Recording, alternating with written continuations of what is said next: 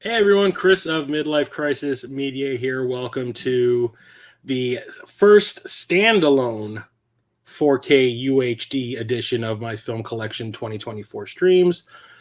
Today I'm going to be covering everything in my collection on 4K that begins with the letters A and B. And yeah, sorry I'm late. Work ran really late and I was trying to get home, but then there was traffic. So it's a thing. This kind of sucks. Didn't get a chance to clean up the dome yet again. But I do have a couple of really nice sized stacks here of movies to talk about. So welcome. Say hey if you're in the chat so I know you're here. And you all might also notice something a little bit different about today. I use StreamYard to stream these live streams of mine. And to this point, I've only been able to stream in 720p resolution because I do pay for like the basic plan, so I don't get that watermark at the top right of the screen because I do use StreamYard to stream my Dungeons and Dragons games, and that would cover up an entire person's play area or like their cam area. So I needed to get rid of that, but at that pay rate or that pay point, you only get 720p. I would have had to jack up the monthly payments on StreamYard to, I think it was like $30 a month, which I'm not going to do.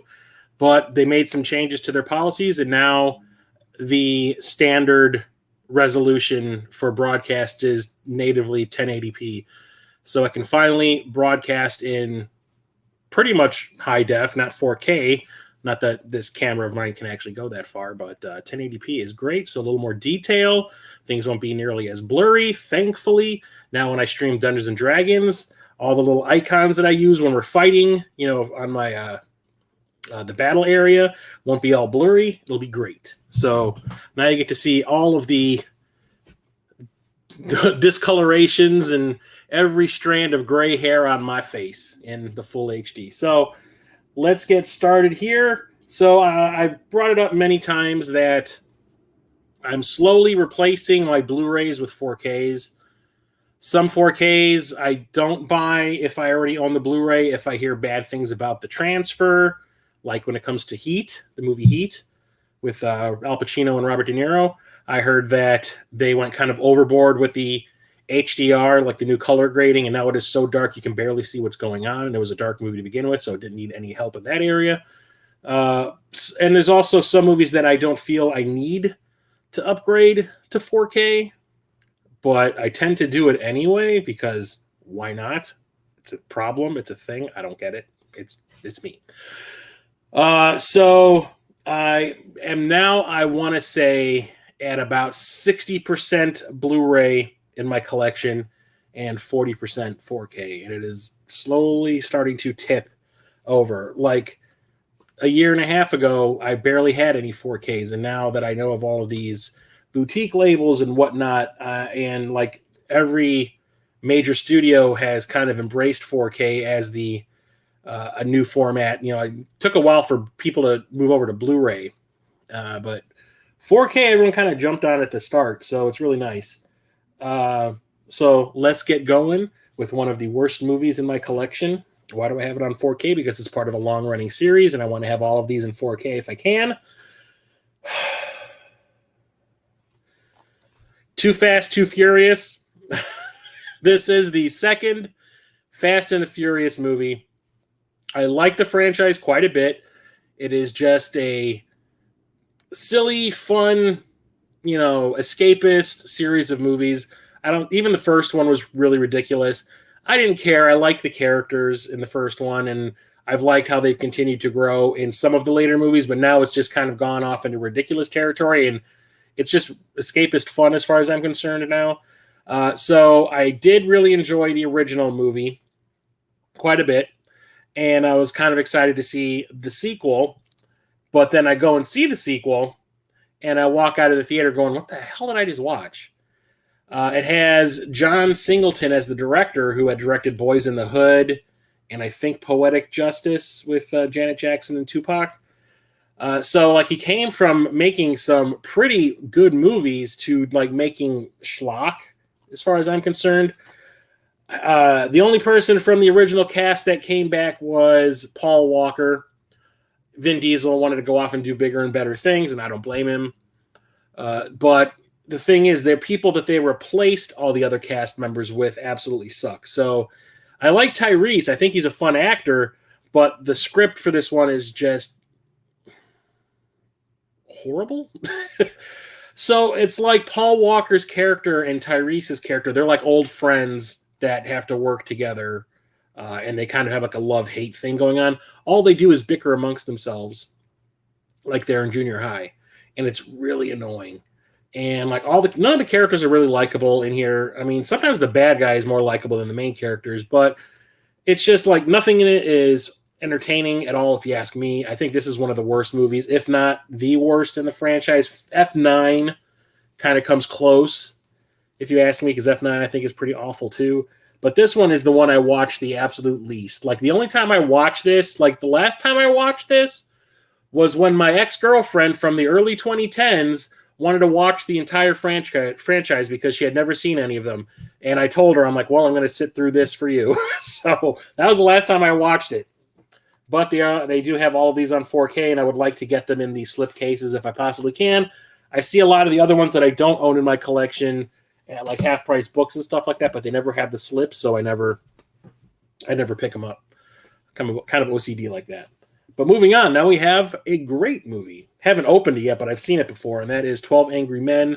This is from one of those boutique labels I keep talking about. That's Kino Lorber. If you're into collecting movies and stuff like that, I highly recommend going to their website and checking out what they have. They have a vast array of genres and classic movies and schlock movies and all that kind of stuff. This is based, I do believe, on a stage play. It is essentially a movie that takes place in one room with 12 jurors deliberating over the case that they've just seen, you know, and it has a great cast too. It's Henry Fonda, E.G. Marshall, Jack Warden, Martin Balsam, Jack Klugman. I'm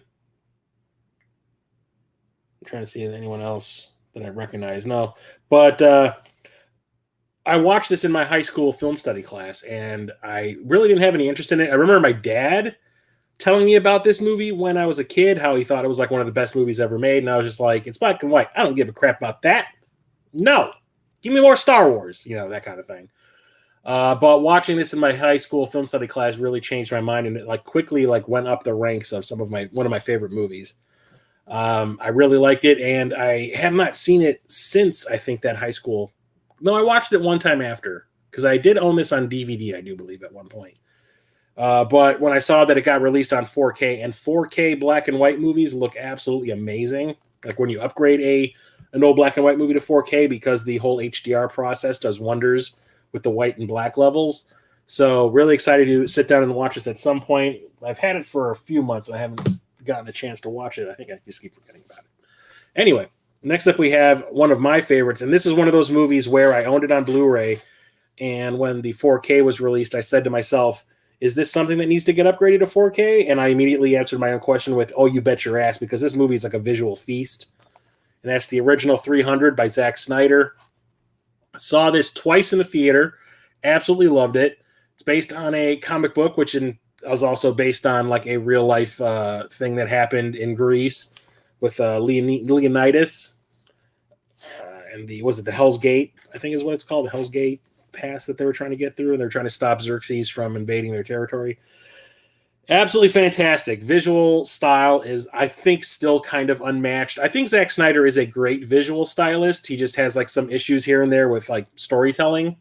But I saw this, I thought it was like unlike anything I'd ever seen before. The way with the speed ramping during some of the fight scenes to like the perfect moments of slow-mo to kind of capture that comic book panel moment that was in the comic book and captured in real life on screen was great.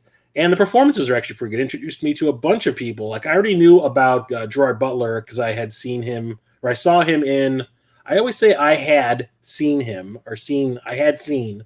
I need to keep on trying to remind myself to just say saw. I saw Gerard Butler in Dracula 2000 and the second Tomb Raider movie, but I had no experience with Michael Fassbender. This is the first time I ever saw Michael Fassbender in a movie. And there's like two other people. Oh, the dude from Lord of the Rings is in here too. David Wenham. But there's like a few stars in here who were nobodies at the time, but kind of went on to become big stars. Like I said, Michael Fassbender and all that. Absolutely love it. It's one of my favorite movies. But the thing is, I think I kind of like the sequel better. It's the prequel, sidequel, sequel. Here's another awesome movie that I absolutely love, and that is 1917. This was nominated for a bunch of Academy Awards. Only one it won was Best Cinematography. Definitely deserved it because this is one of those movies that pretends to be presented in one shot and one take. There are no cuts. So it's like one long take that follows at the start two characters trying to get behind enemy lines during World War I. And there are scenes you can tell when they do a cut because it's usually like a whip pan or like a character climbing up a ladder and the new scene begins when they get to the top of the ladder with the new environment behind them and everything. It's absolutely fantastically filmed. I mean, it is a feat of filmmaking. I will say that. The story is great. The characters are likable. It's kind of sad when some things happen to some of the main characters and all that. Absolutely loved it. And Sam Mendes directed this, who directed American Beauty, Road to Perdition, Skyfall, and Spectre. Kind of threw up on my mouth a little bit talking about that one, but awesome movie. And one of my favorite movies from my youth that did not get a lot of respect when it first came out, but has definitely grown in popularity over the years when people go back and rewatch and are like, that was kind of a fantastic flick. What was I thinking? That was kind of my thinking with it also. And that is James Cameron's The Abyss. So went and saw this in the theater. It was like a second run theater that was not the normal dollar theater we would go to. It was, I can't remember where it was, but the thing was, I remember distinctly that when the movie ended, it was me, my brother, my father, my mother, and maybe two other people in that theater. And it was maybe 150 seats in that place. And it was like just the six of us in the theater. And when the movie was over, the projectionist or the usher, I don't know who it was, basically like went to look around to see if there's anything that needed to be cleaned up or whatever, and then looked at everyone that was sitting in the theater and goes, if you want to stay to watch it again, feel free. Because I guess no tickets had sold to see the next screening of this thing. And we were like, no, we're good. This movie kind of James Cameron, had done the Terminator and Aliens at this point. So he was like a kind of a high profile director. And this was like one of the most, I wouldn't say most expensive, but most ambitious movies that came out in the 80s. Because of what he wanted to do with it, like film it in a real tank of water with people that had to be trained on how to dive properly. Everyone had to wear scuba equipment all the time. It was like kind of crazy. And it kind of underperformed. And it was because James Cameron had to edit the movie down quite a bit from what the original plan was. So he had filmed a 2.5, almost 3 hour epic, and he was forced to trim it down to just over 2 hours. And he cut out an entire subplot that basically changes the way the movie ends and gave the movie meaning. And now it just had like this happy ending that kind of made no sense and kind of like ruined everything that came before it. So I understand why people were kind of upset with it when it came out and didn't give it the respect it deserved. But once the like Cameron's cut came out on Laserdisc, when I saw that, I was like, okay, now that's what I expected when I saw this in the theater. And it's kind of like grown in respect ever since. So this was released theatrically again at the end of last year to celebrate the release of this 4K edition. And I went and saw it with a bunch of friends. Still think it's a fantastic movie. Although I did kind of feel that it was a little long this time when I watched it, because normally I'm watching this on TV at home. I can distract myself with other things, if the movie starts to get a little boring. But when you're sitting in a movie theater, you're kind of stuck there. And I was like, I'm kind of feeling this. So I do think it could have been trimmed just a little bit, but they did a fantastic job remastering this. But there was some controversy with this release, because at the same time this came out, Cameron also released Aliens and True Lies on 4K, and he completely DNR'd the hell out of True Lies. He DNR'd a little bit of Aliens and barely did it with this one, thankfully. There was maybe 2 shots when I saw this in the theater where I realized that he had kind of digitally removed all of the grain in the picture, and that leaves everything looking smooth and kind of like everyone looks like a mannequin. That's exactly what's wrong with the True Lies 4K that I have. It looks horrible. There's maybe 2 shots in here where I noticed like Ed Harris was a real big close-up, like he was filling up the screen with his face, and you can see, I'm like, where are his pores at? But it's a great sci-fi romance movie, I would say. It's kind of like it starts off being like a sci-fi adventure movie, and then it turns into like a romance by the end. It's about a bunch of oil drillers who are like conscripted by the military to go and search for this nuclear sub that had crashed so they can get the missiles before Russians happen to find them. And it turns out where the submarine had crashed is right near where a bunch of aliens have nested in the ocean. And they are not bad guys, but they see what we do to ourselves all the time and are not happy with us. And it turns out to be, I think, a fantastic little movie. The performances are great. Production design is absolutely fantastic. It's like super ambitious. I love it. I love it, love it, love it. Next up, we have another movie from my youth that I used to watch on cable all the time. I remember seeing the making of this on HBO or Cinemax or something, and then the movie like never seemed to get released. It did get released theatrically, but very, very limited. So I never saw it listed anywhere in the newspapers as playing anywhere. So I didn't get the chance to see it until it came out on cable. And I remember watching it pretty much every single time it was on, because another one of those movies that visually is incredibly interesting. And that is The Adventures of Baron Munchausen. This is by Terry Gilliam. And, he's a cool visual stylist. Used to be a member of, he still is a member of Monty Python.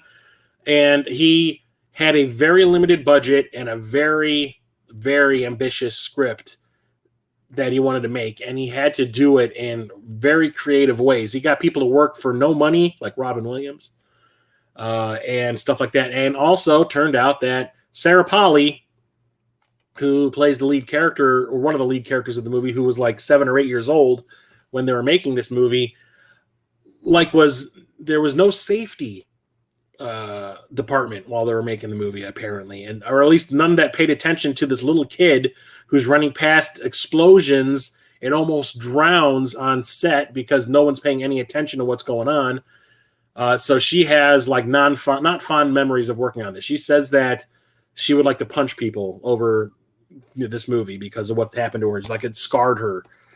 And but outside of that, it's a pretty cool movie about an old gentleman during like the Revolutionary War. I can't remember which war it's supposed to be.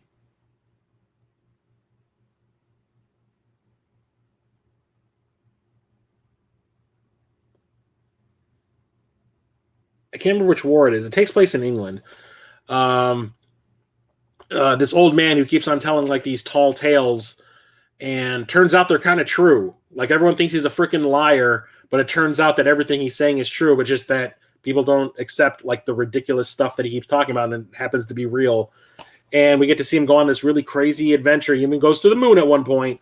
It's really fantastic. It is super funny, but visually it's just amazing that he was able to make a movie with the budget that he had, with the resources that he had, and it actually makes sense and is entertaining and is funny. Absolutely love it. So when Criterion released that 4K, I had to jump on it. Next up, we have one of my favorite anime, basically the first like adult style anime I ever saw, and kicked off my love of anime in the early 90s, and that's Akira, like the classic one. Went to my local video store that I ended up working at a few years later, and they had this on the shelf. They had one copy, and it just happened to be in when I went there. And my brother and I are looking at it. We're like, is that a cartoon? It looks pretty cool. It looks all sci-fi, and like I'm sitting there looking at it going, yeah, it actually kind of looks kind of cyberpunk to me. And you know me and cyberpunk, we got a thing going on. So we rented it. It took some convincing to get our parents to spend money on it because they're like, you want to watch a cartoon? Seriously? Look at all these movies they have here. And we're like, yeah, but we're going to watch this one. So we rented it, and it kind of blew both of our minds. We had never seen anything like this before. It was just completely unlike any other cartoon movie, like Disney shit. It's based on a manga series that hadn't even finished its run yet when the movie got made. So the film has a completely different ending than the comic series did. But it takes place in like the not so far future where like Tokyo had been partially destroyed in a nuclear war, and it's been rebuilt as Neo Tokyo, and it's full of gangs that are always fighting. And also like there are mutations where people start to get psychic powers, and it's one of these two friends who are in this one gang. One of them is like the leader of the gang. The other one is kind of like the pet, like the guy who can't seem to do anything right, but is best friends with the leader here, Kaneda. The other guy's name is Tetsuo, who ends up being changed into one of these mutants with telekinetic powers, and he completely loses control of it and almost destroys everything. And it's really fantastic. I've never seen an animated movie like this before. There were talks of making a live-action movie with Leonardo DiCaprio like 15, 20 years ago, and it just never seemed to happen. And I think it's still kind of like in this weird pre-production limbo. Like, people still want to make it, but it hasn't been made yet. No one seems to be able to agree on script, budget, all that kind of stuff, so whatever. Here's a timely thing, because the new movie in this franchise is in theaters right now. This is Alien Covenant. This is Alien 6, I guess, at this point. So you had Alien, Aliens, Alien 3, Alien Resurrection, and then Prometheus, and then this. So this is the follow-up to Prometheus. This is also a kind of retconning of Prometheus, because while I love Prometheus and I think it's kind of a fantastic, like, new... it was a cool way to do a prequel to the Alien films. Although I did not like all of the different stupid subplotty things that they did to kind of make it into a trilogy, or the first film in a trilogy. But there was a lot of people that really were not fans of that movie, and just kind of like with The Rise of Skywalker, because of the fans complaining, complaining about The Last Jedi, that a bunch of stuff was retconned from that movie in Rise of Skywalker. Well, some stuff was retconned from Prometheus for this. Instead of continuing the journey of Dr. Shaw and David from Prometheus, this follows like a colonization crew on a deep space ship. Get a distress call, kind of like in the original Alien. Oh no, their ship gets damaged. They're all in hypersleep, and their ship gets damaged by like a solar flare or something, and they end up having to land on this planet that's nearby that could possibly inhabit life. Turns out it's one of the engineers' planets. It's not the planet, it's one of them. And David had landed there with Dr. Shaw previously and has bred what we now know as the xenomorphs there. And it has a lot of cool ideas, but my problem with it is it just dissolves into being a standard slasher film instead of being an alien film. I know a lot of my friends were complaining, like, why is it in these movies the characters, when they see the egg, always have to like put their face over it to look at it? I'm like, they don't know what it is. We know what it is. We wouldn't do that, but they have no clue. Don't complain about it. It's not an issue. Because one of the characters sees one of the eggs and goes, what's this? Blech! There's, like I said, a lot of cool ideas, a lot of cool stuff going on in it. There's some interesting stuff that happens with the legacy characters from the previous movie, but it wasn't where I wanted it to go. So I was kind of disappointed with it. And I was hoping that we would get a third film to cap off this little trilogy that Ridley Scott had set up, because Ridley Scott came back to direct Prometheus and this. But I watched this, I'm like, it has his style, but like the story is just bleh. So because this underperformed compared to Prometheus, we didn't get a true finale to this little trilogy. Instead, we got Alien Romulus, which is playing in theaters right now, which I think is a step in the right direction because I absolutely loved it. And then we have this. This was my favorite movie of the year that this came out. So I think this was like 2019, I want to say, like not too long before the world ended with COVID. And that's Alita: Battle Angel, another movie that James Cameron was supposed to direct after he did Avatar, but he ended up just wanting to focus on Avatar after that. But he ended up producing this, and Robert Rodriguez ended up directing it. And this is based off of a manga that got turned into an anime film or series. I can't remember if it was a film or a series. And then this live action version, which I know it loses some of the plot lines from the anime. I keep wanting to call it a cartoon. It is a cartoon. The anime and the manga. But when you put it together, I mean, like, the movie itself is a complete thing, and it is actually fantastic. It's another visual stunner. Probably one of the best movies I ever saw in 3D. Special effects are absolutely fantastic. The performances are great all around. I really enjoyed it. I knew nothing really about the story of this one. I never saw the anime, never read the manga. This was my first exposure. I was aware of it. I just never watched it or read it. But this is my first exposure to this story. And I was like, holy shit, like, this is cruel as hell. It's cyberpunky. It's nothing but action. Great character development. It's super cool. And there are actually plans to make a follow-up to this, because this is, like, I guess, the first half of the story that was in the manga and the anime as well. So we only got half of it. So I hope we get the other half, because I absolutely love it. Absolutely fantastic soundtrack. The score to this movie by Tom Holkenborg is phenomenal. Absolutely love it. So who's in the chat? Say hey. Let me know who you are. Let me know who's watching.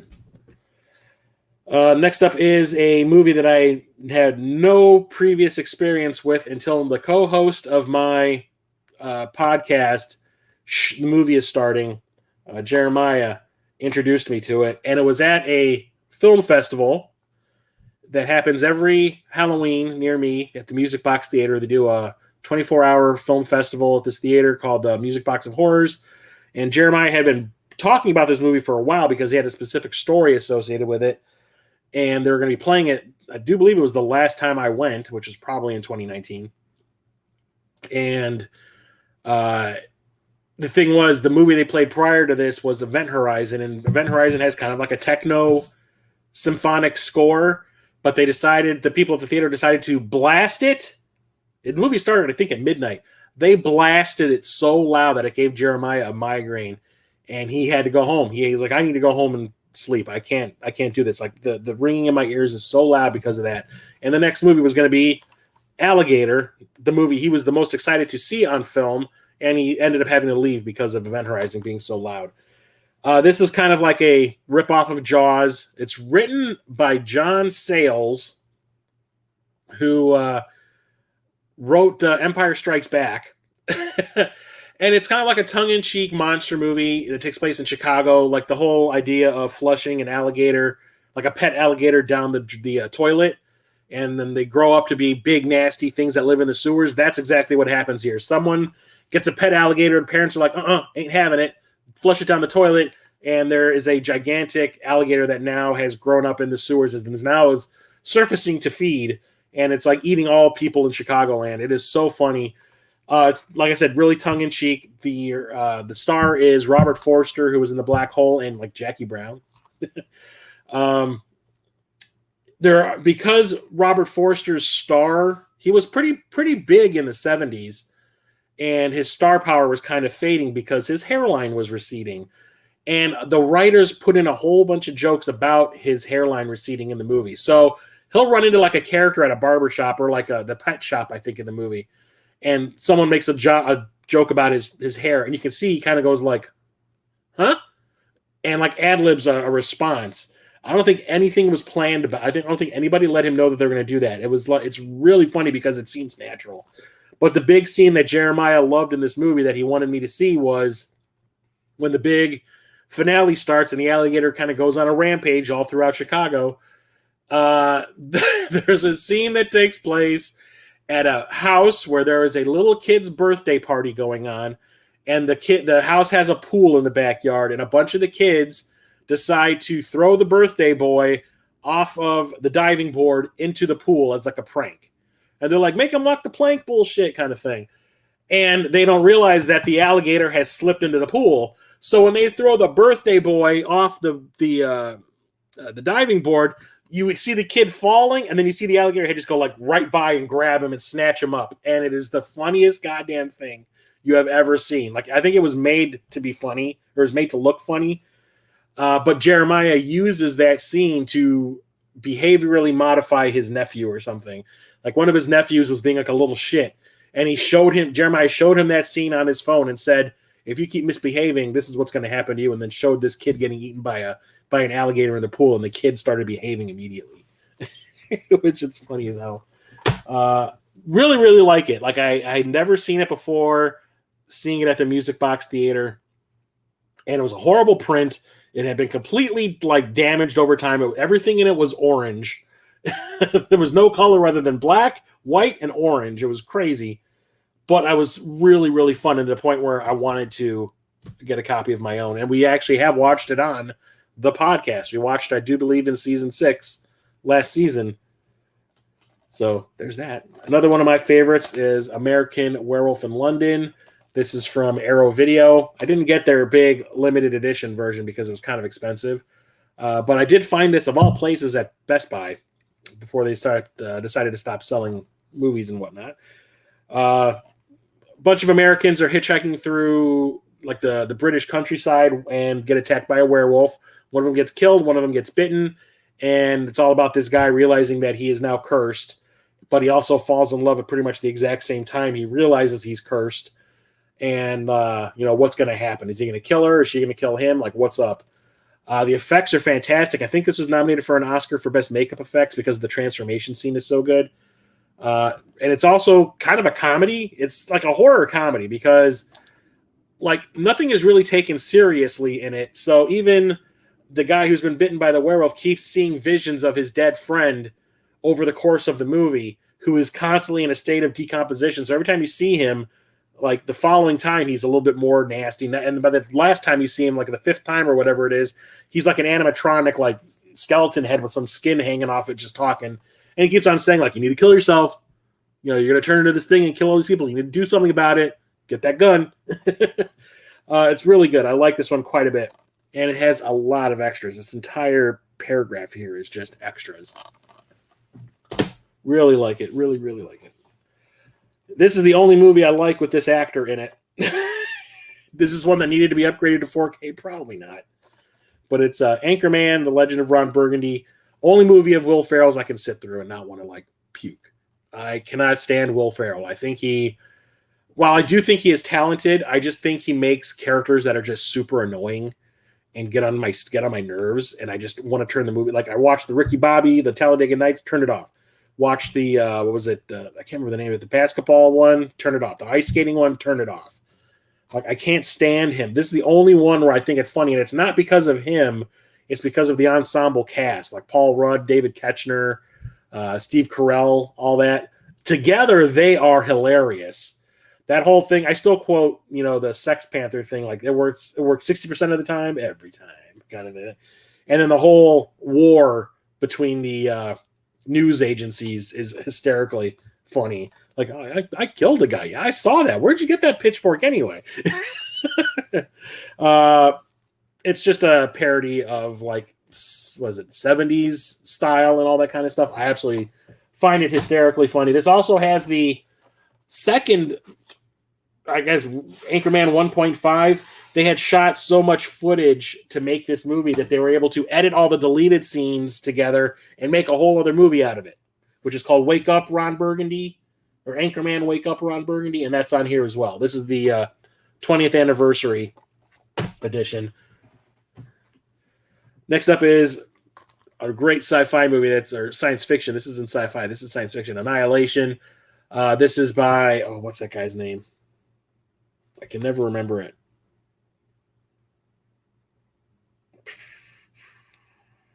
Shit, I can't even read it. He wrote Dread. He was a novelist at first. He wrote The Beach. Alex Garland. That's his name, Alex Garland. Wrote The Beach and a bunch of other books. I read The Beach, fantastic book. Ended up writing 28 Days Later, and he's like transitioned to being a screenwriter. Wrote Dread. Ended up kind of directing a little bit of Dread because the director I heard got fired and Alex Garland took over, which is why he was able to get Annihilation. He just directed that movie Civil War with Kirsten Dunst. But this is based off of a novel about kind of an alien invasion of Earth. But it's a different kind of invasion. Basically, this like area of Earth becomes infected with them. And a bunch of soldiers are sent in to find out what's going on.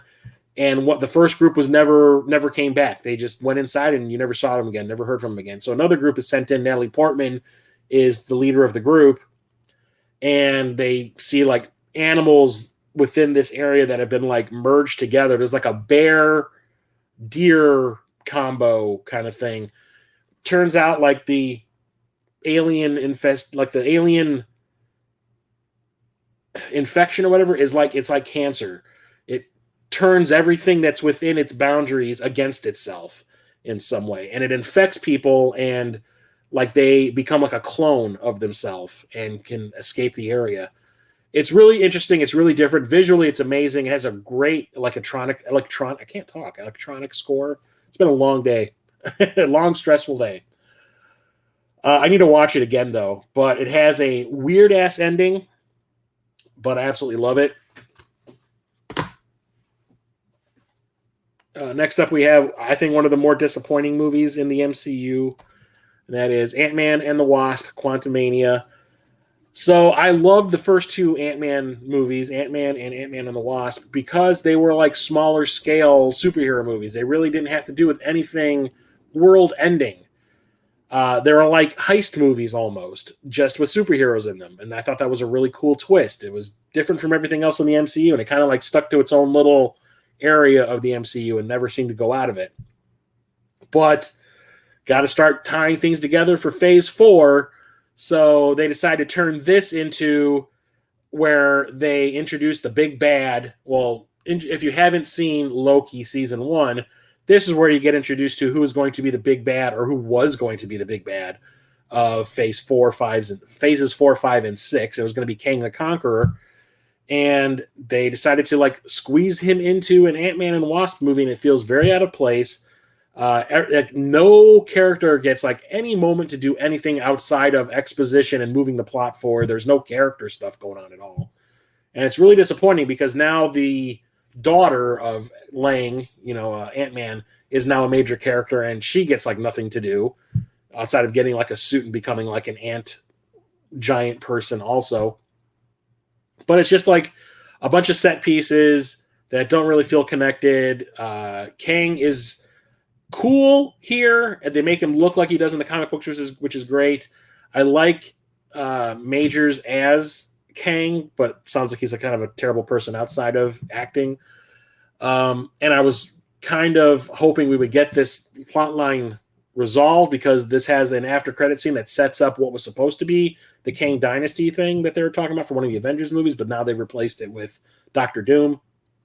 But I just wanted another little, like low-key adventure with these characters that I like so much. And instead we got like Avengers, 4.5. And it's just like way too big for what these movies are. And it bombed because that's not what people want with the Ant-Man movies. They did not want this big epic science fiction, special effect extravaganza. They wanted another heist kind of movie like I did, and nobody bought it. So that was like one of the first MCU movies that really underperformed. Next up, we have one that is in a different comic book universe that completely overperformed, and that is Aquaman, the first Aquaman. I never in a million years thought that I would say the sentence, that a movie based on Aquaman made over $1 billion worldwide. They joked about it on what is it, Entourage all the time, that it was kind of like this thing that nobody thought was going to be a big hit. I never thought an Aquaman movie was going to be a big hit, especially with the way the DC universe movies were kind of like in decline. So Man of Steel kind of started off big. Then we got Batman versus Superman, which was a big hit, but like with the fans, it was a disappointment. I liked it. Justice League kind of underperformed. It made a lot of money, but it underperformed compared to what an Avengers movie normally makes and all that. And then all the different spin-offs, like Wonder Woman was a huge hit. And I was like, okay, that's probably as good as these are going to get. Like Suicide Squad made a ton of money, but like nobody liked it.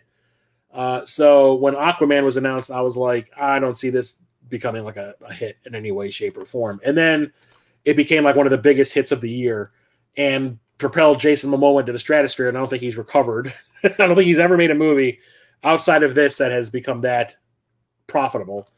And then, everything that happened with, what's her freaking name? Amber Heard, went down also. But I went and saw it in the theater during my usual December vacation that I take every year. And I went with a friend, and I was just kind of like, I'm surprised I am liking this movie as much as I am right now. This is actually really fun, despite Amber Heard's involvement, who I could not stand. I never thought she was a good actress from when I first saw her. Well, I can't even remember what movie that was. I remember I did not like her in Drive Angry. The only movie I think I liked her in was All the Boys Love Mandy Lane. That's about it. But I was surprised how fun this was. James Wan directed this, who directed nothing but horror movies at the start. He directed the first Saw, the first two Insidious movies, the first two Conjuring movies, and then Fast 7, or Furious 7, I guess is what, Furious 7 made $1 billion. So this was his next follow-up, and this made $1 billion. A lot of fun, sets up some cool things like with Black Manta and where the MCU could possibly go, but we all know what happened with the DCEU. We all know what happened after that, where it just kind of went into free fall. And the last movie in the DC EU before the reboot that James, God damn it, why am I blanking? I am so tired right now, like I can't even think. James Gunn. God, I can't. The brain is not working properly. Do I have the hat on too tight? I don't know. James Gunn is rebooting the entire DC cinematic universe. And the original one that Zack Snyder began with Man of Steel ended with Aquaman and the Lost Kingdom. And this was the exact opposite of what the first Aquaman movie was, where that one made $1 billion. This one barely made its budget back. I don't know if it was just everyone was sick of superhero movies at that point, or the fact that the DC movies were like, everybody knew that these movies were not going to, like the final couple of movies that were released in the DC cinematic universe were not going to matter too much because it's ending. Like Blue Beetle and this both underperformed severely. But I was like, well, the same people that were involved in the first one are involved with this. It can't be that bad. And then I skipped it in the theater. I was like, I never went out and checked it out. I don't know why. Saw it on VOD. I was visiting my mother and she wanted to watch it, so I rented it. I think that was after she had her stroke. So yeah, I rented it so we had something to watch. And she loved it because it's got freaking Jason Momoa in it. But me, on the other hand, I was like, this is boring, and it is just like a mess, and it is like a whole bunch of ideas kind of thrown into a blender. And everyone was saying, there's two things that really pissed me off about this was all the talk about Amber Heard's involvement in this movie was a lie. Like everyone was saying, especially Jason Momoa was like, oh yeah, we kind of minimized her involvement in the movie because he said that they had no chemistry. They had there was no on-screen chemistry between the two of them. So he was like that he wanted to kind of writing her out of the movie, and that it was going to be like this finale, this thing that's going to cap off the DCEU. None of those happened. So they made it look like Amber Heard was barely in this movie, and no, she's in the entire movie. She has a very pivotal role in it, and they do not cap off anything. The big finale or the big final thing that happens in the movie is a shot of Aquaman's brother played by Patrick Wilson, Ocean Master, eating a bug. Yay. So not a fan of this. The only, I want to say final movie, there was 3 final movies that came out before it ended. It was The Flash, Blue Beetle, and Aquaman 2. And the only one I liked was The Flash. Which leads me to this awesomeness. Army of Darkness. And this is kind of a thicker packaging than normal because this has a bunch of discs in it. This has 4 discs in it, I do believe. Yeah, 4 discs.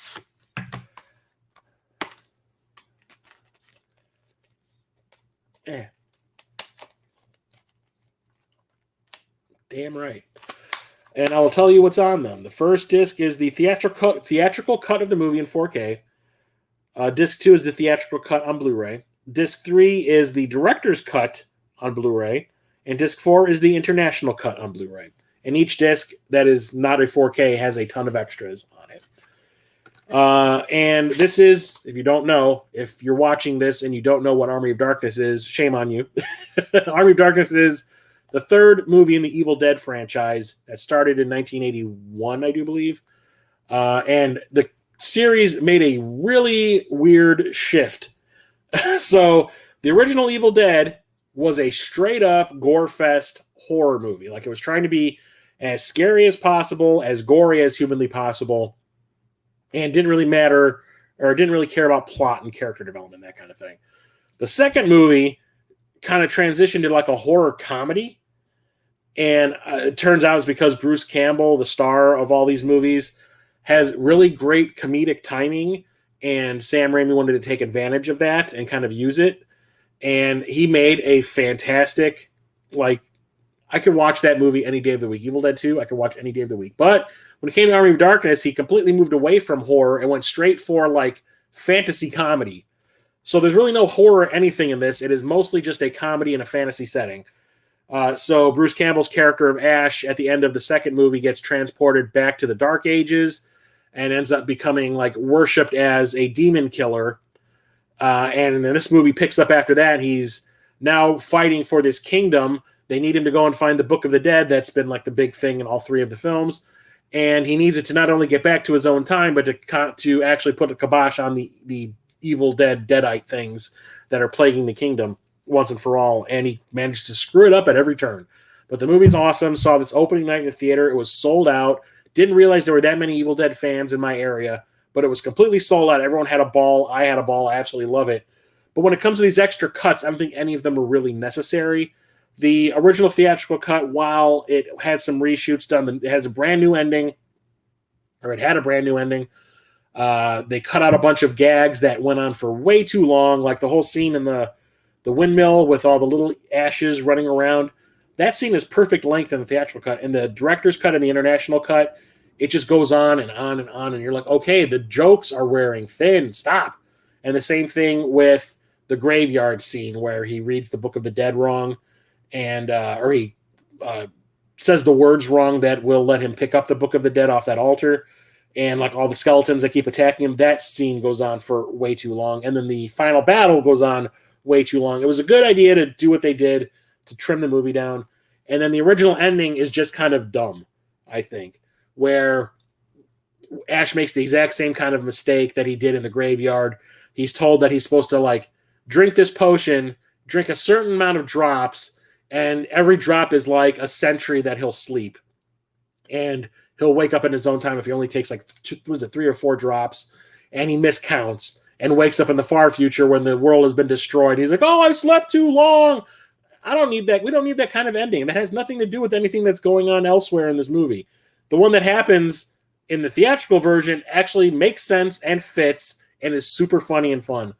But one of my all-time favorite movies right here, the day that was released, I pre-ordered that. I watched that shit the day it was released. You have no idea how fast I popped that into my Blu-ray player. Next up is Atomic Blonde, which is made by, I think it's David Leitch. Yeah, David Leitch. He was one of the co-directors of the first John Wick movie. And it was Chad Stahelski and David Leitch. And they after the first John Wick movie, they kind of splintered off.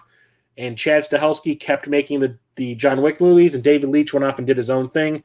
He did this, Hobbs and Shaw, the second Deadpool movie. He just directed the Fall Guy movie. And I was really excited about this because this looked like John Wick with Charlize Theron in it instead of Keanu Reeves. And I ended up winning tickets to see an advanced screening of this. I don't remember where I got it. It wasn't from Ain't It Cool News, because Ain't It Cool News is where I was always getting my advanced screening tickets. I think I just signed up for something with Sony Pictures or whatever it was, or Universal. There's something I got in my email about it, and I won tickets. So me and my buddy Charlie, Epic Dive Studio, went and saw this screening of it. And while I don't like it nearly as much as the John Wick movies because the story is kind of hard to follow at times, it just kind of like keeps introducing characters with no context, and like the timeline doesn't make a lot of sense. Like where is this taking place now? Is this like years later? Is this days later? Like what's going on? It's a little confusing at times. It's a super fun action movie where Charlize Theron is doing the kind of stunts that Keanu Reeves does in the John Wick movies, and she is great at them, and they do some crazy shit. There is an entire like unbroken shot scene that starts like in an apartment, goes down like a big flight of stairs, and goes into a car and continues in the car. It is nuts. But you can tell, whenever I see a scene like that, like the unbroken shot scenes in movies, I always look for where the seams are, where they stitched two shots together, and I could tell every one of them in here. But really fun movie, flawed, but I really like it. Great soundtrack. The cool thing about the soundtrack for that is the movie takes place in the 80s, and the film features a bunch of 80s songs that have all been covered by modern day bands. So they play Stigmata by Ministry in it, but Marilyn Manson singing it instead. They play Blue Monday, but it's covered by, was it by a New Order? But Health covers it, and it's really kind of cool the way it's like, I know this song, but I also know at the same time this is not the original artist. And I remember when they played Stigmata, because I love Ministry, it's one of my favorite bands. I'm like, this is definitely Stigmata, I know, but that's definitely not Al Jorgensen singing. That sounds like Marilyn Manson. So we stayed throughout the end credits, and sure enough, Marilyn Manson was the person who covered it. Pretty rad. Next up is one of these 4K sets I got from Korea, and it got definitely damaged in transit. There's a crack at the top and all that. I don't know if I can replace this because it has like a hologram sticker. Is that on the case or is that on the artwork? It's on the artwork, so I can replace this case if I need to. Good. But that is Avengers Infinity War. I saw this in the theater 3 times, I think. The second time I saw it in IMAX 3D. And the 3D was absolutely fantastic. I was sitting there in that IMAX theater, number one, dealing with an asshole who decided to use the screening that I was in as his bedroom and basically snuck into the theater, sat down, and just fell asleep and was snoring like a goddamn buzzsaw and basically ruined the movie. Like, people were throwing shit at him. And it didn't faze him. But at one point, like, he just kind of like, oh, nap's over, got up and left, and people cheered.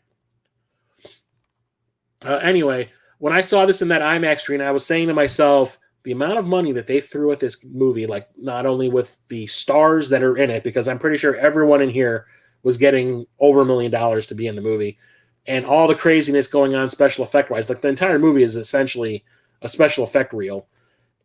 Cost like $300 some million to make, and they managed to get the post-production 3D done in this like such a great way that it felt like I was in the damn movie. Like, I couldn't believe it. So when it came to home video, I was hoping that it would be released in 3D over here, because I do believe the previous movie was Homecoming, or one of the previous movies was Homecoming, and that got a 3D release over here. But no, didn't happen. So I ended up going on eBay and searching and finding that in Korea, I think this was one of the first movies I bought from Korea too. In Korea, the 3D Blu-ray market was still kind of alive and kicking. So I kept on importing movies from Korea, and this was one of them. And it looks absolutely fantastic, to the point where I put it on the top 10 list of my first 3D Blu-rays to watch on your PSVR. Yeah, this was in the first video I did, and it looks absolutely fantastic. And if you do not know the plot of this movie, it is the culmination of 10 years of Marvel movies building up to this one point. So this is where the big Thanos saga starts to come to a close, where this is the first part of it, and then it ended with the following movie, Endgame. Absolutely love Infinity War and absolutely love Endgame. Saw this in the theater twice. I saw it once in 2D and once in 3D. Another one I was hoping would get on the 3D bandwagon also, but didn't happen. Not even in Korea. Didn't get a release over there. This is the aftermath of the snap that Thanos pulls at the end of Infinity War, where half of the universe's inhabitants disappear into dust. And it kind of picks up with everybody on Earth dealing with that, picking up with the surviving Avengers, dealing with the fact that most of their friends are gone, and trying to undo it. And the way that this movie progressed, I did not see it coming. The trailers were so well done, and you make it think that all the stuff that you saw in the original trailer was stuff that happens over the course of the entire movie, with them hunting for Thanos. No, that was dealing with the first 20 minutes of the movie only. Because they find Thanos and kill him within the first 20 minutes of the movie. And then I was like, oh, I have no idea where this movie's going from here on out. And it was so cool to sit there and watch this thing play out that first time. It blew my mind. And then the big fight at the end where every single character that you've ever been introduced to in an MCU movie shows up for the big final battle. It it's going to sound cheesy, but it literally took my breath away. I could not believe that I was seeing this. And the whole on your left cap thing, it almost choked me up. But seeing all that awesome shit that happens in the finale with Captain America picking up Mjolnir and using it as a weapon, and Thor doing that "I knew it" moment, so much cool shit going on in this finale. It broke my brain a little bit. Absolutely love it. Great capping off to the Thanos saga. Absolutely. And then we got Phase 4, and now we're in Phase 5, and it's slowly finding its way back because it looked like they couldn't figure out what they wanted to do at all for Phase 4. And then when they finally did introduce him, or the person that they were going to have as the big bad in Ant-Man and the Wasp, it kind of landed with a thud. Instead of introducing him in the first movie of Phase 4, they waited 6 movies to do it, which made no sense. Anyway, moving on to the second stack, and we've got Baby Driver here, which is from Edgar Wright, the guy who did Scott Pilgrim vs. the World, Hot Fuzz, Shaun of the Dead. And this is a caper-style movie about this kid who, I think, if you honestly ask me, I think the kid is slightly autistic. He has to constantly listen to music because he's a getaway driver, and he uses the music as a rhythm to his driving. And it's really kind of cool the way it's pulled off in the movie. And a lot of double crosses going on and whatnot. It's a lot of fun. Turns out that Ansel Elgort, who plays the lead in the movie, ended up being kind of a piece of shit. Next up is, I still haven't watched this. I got this. Is this a spoiler? I want to know if this is a spoiler. Yes, this is a spoiler. So I never did a pickup stream from August because I didn't buy enough stuff in August to justify doing a stream. It would have been 10 minutes long at best. One of the movies that I did buy through a sale that happened on the Groove website during August was Babylon 5, The Road Home, which is a sequel to the Babylon 5 television show. So Babylon 5 had 5 seasons and then a slew of directive to, I think they were made for TV movies. I think there was 4 movies that they made. I think there was 4 of them. And then a prequel, or maybe the prequel was one of them. I've not seen all of those just yet. My dad had them all, I know that. But this is a true follow-up to the show. It's supposed to, I guess, set something up in case they want to make more of these. That includes all of the main characters that were still left alive at the end of Season 5.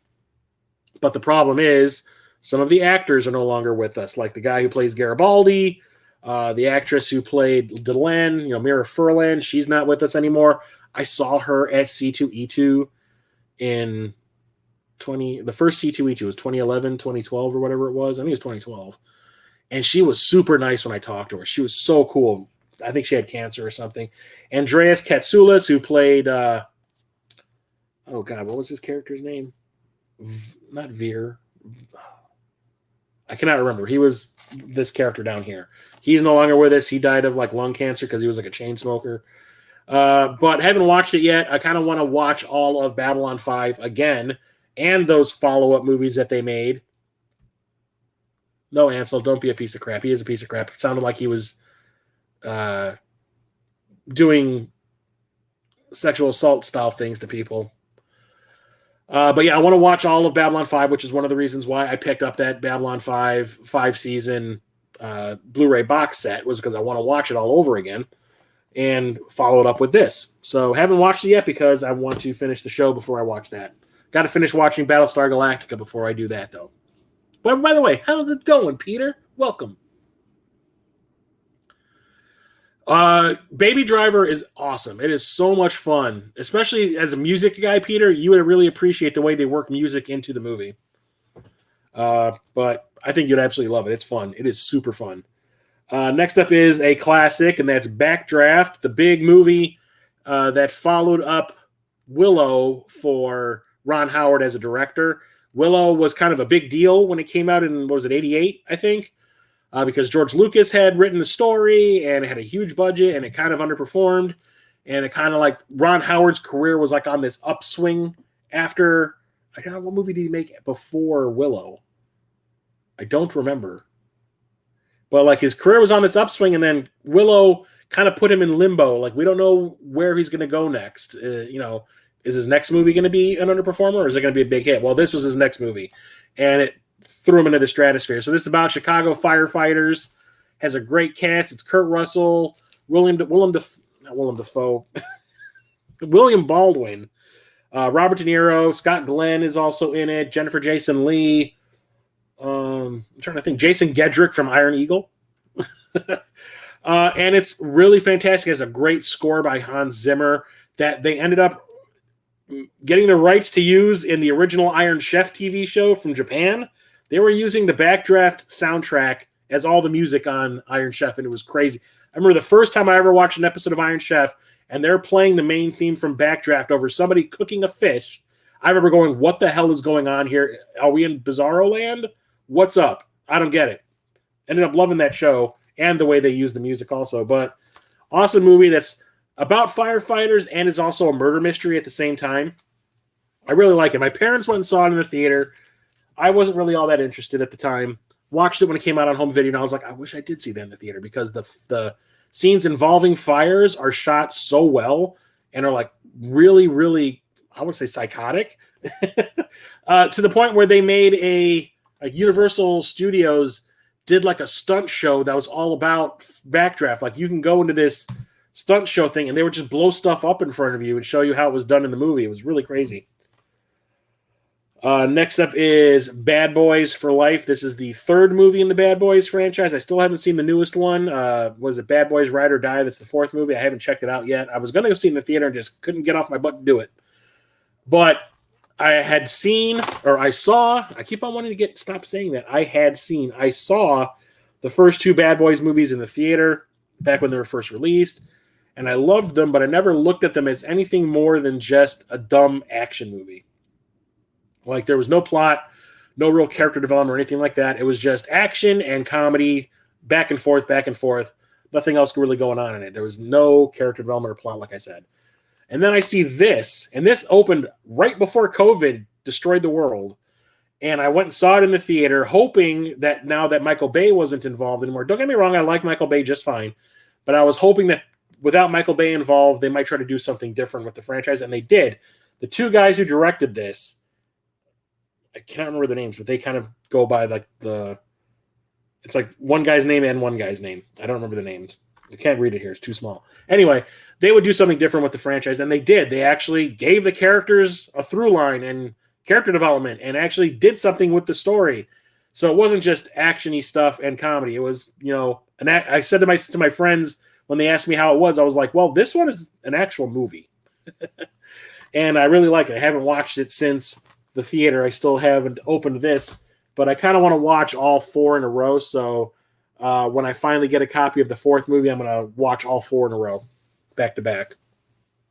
Next up is a movie I never thought in a million years I would ever like, let alone want to own a copy of. but I do, and I'm not sad about it, and that's Barbie.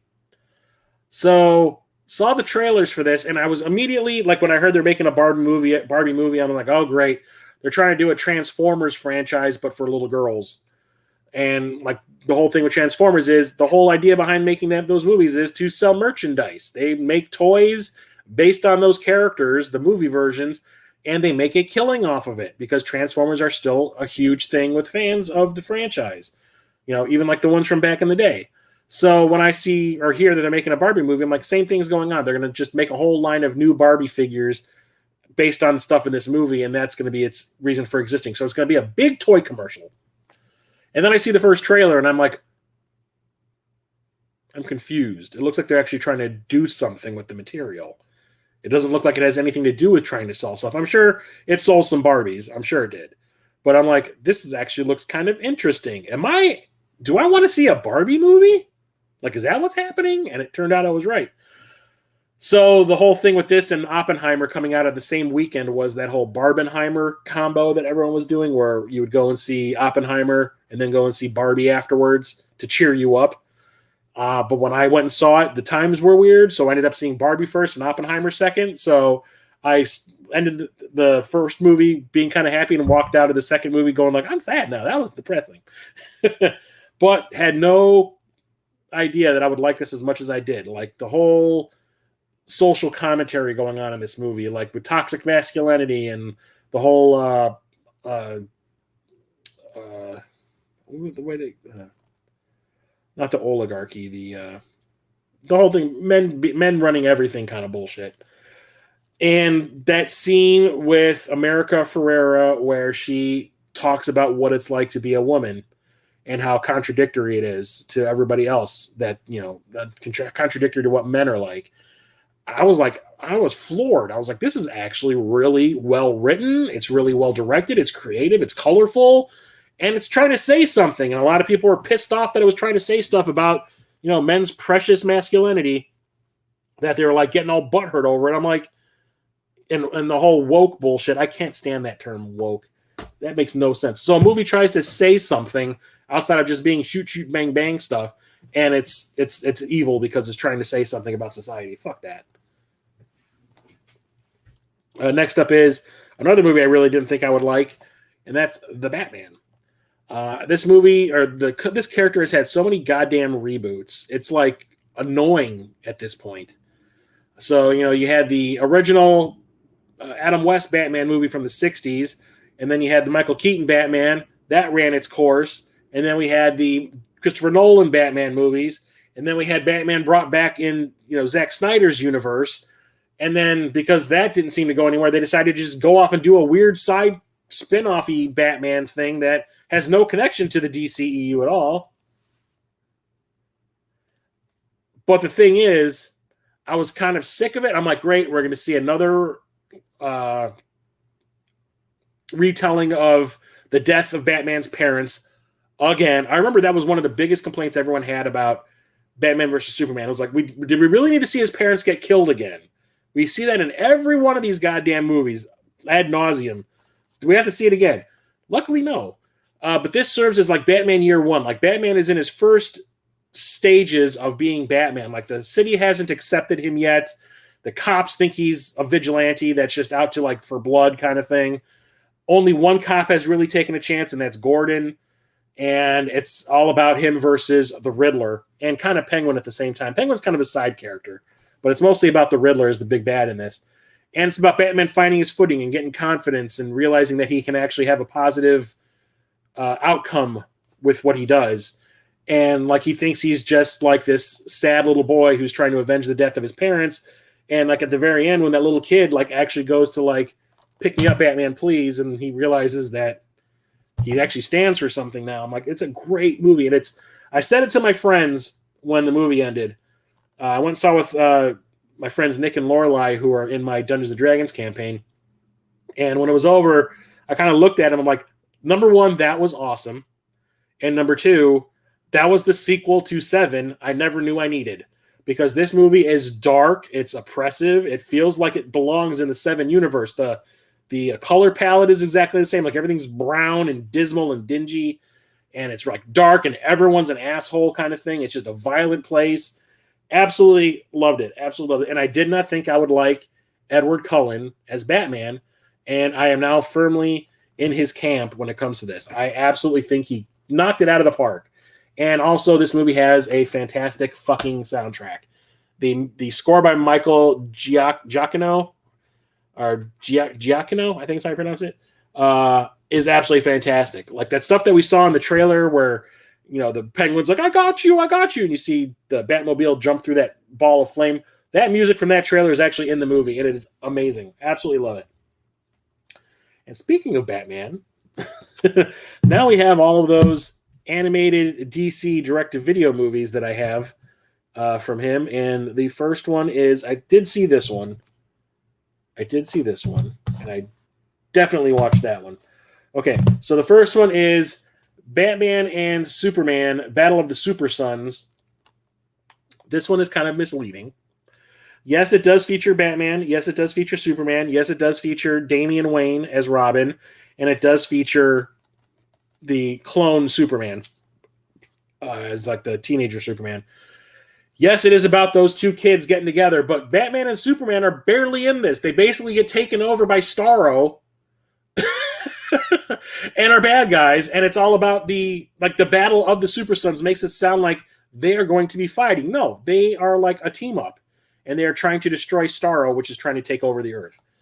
It's fun. I liked it quite a bit. It's not as good as some of the other ones I've seen in these direct-to-video movies, but I liked it, even though it kind of covers a lot of the same ground from James Gunn's Suicide Squad movie with Starro.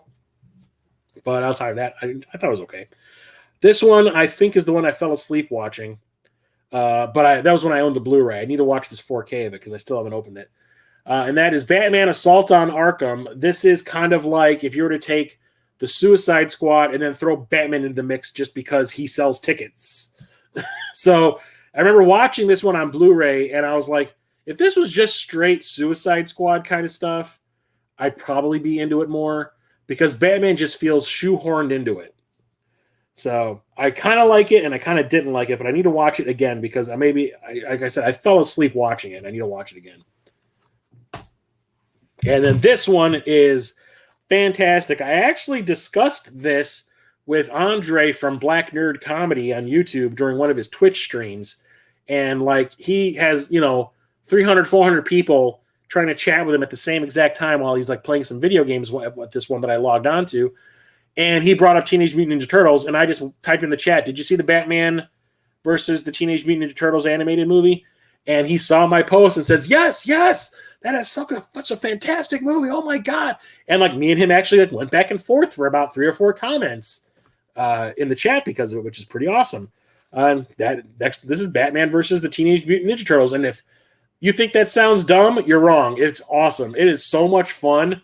Batman and the Turtles together, just Michelangelo's comments about Batman alone cracked me the hell up. This one is super fun. I need to watch it again.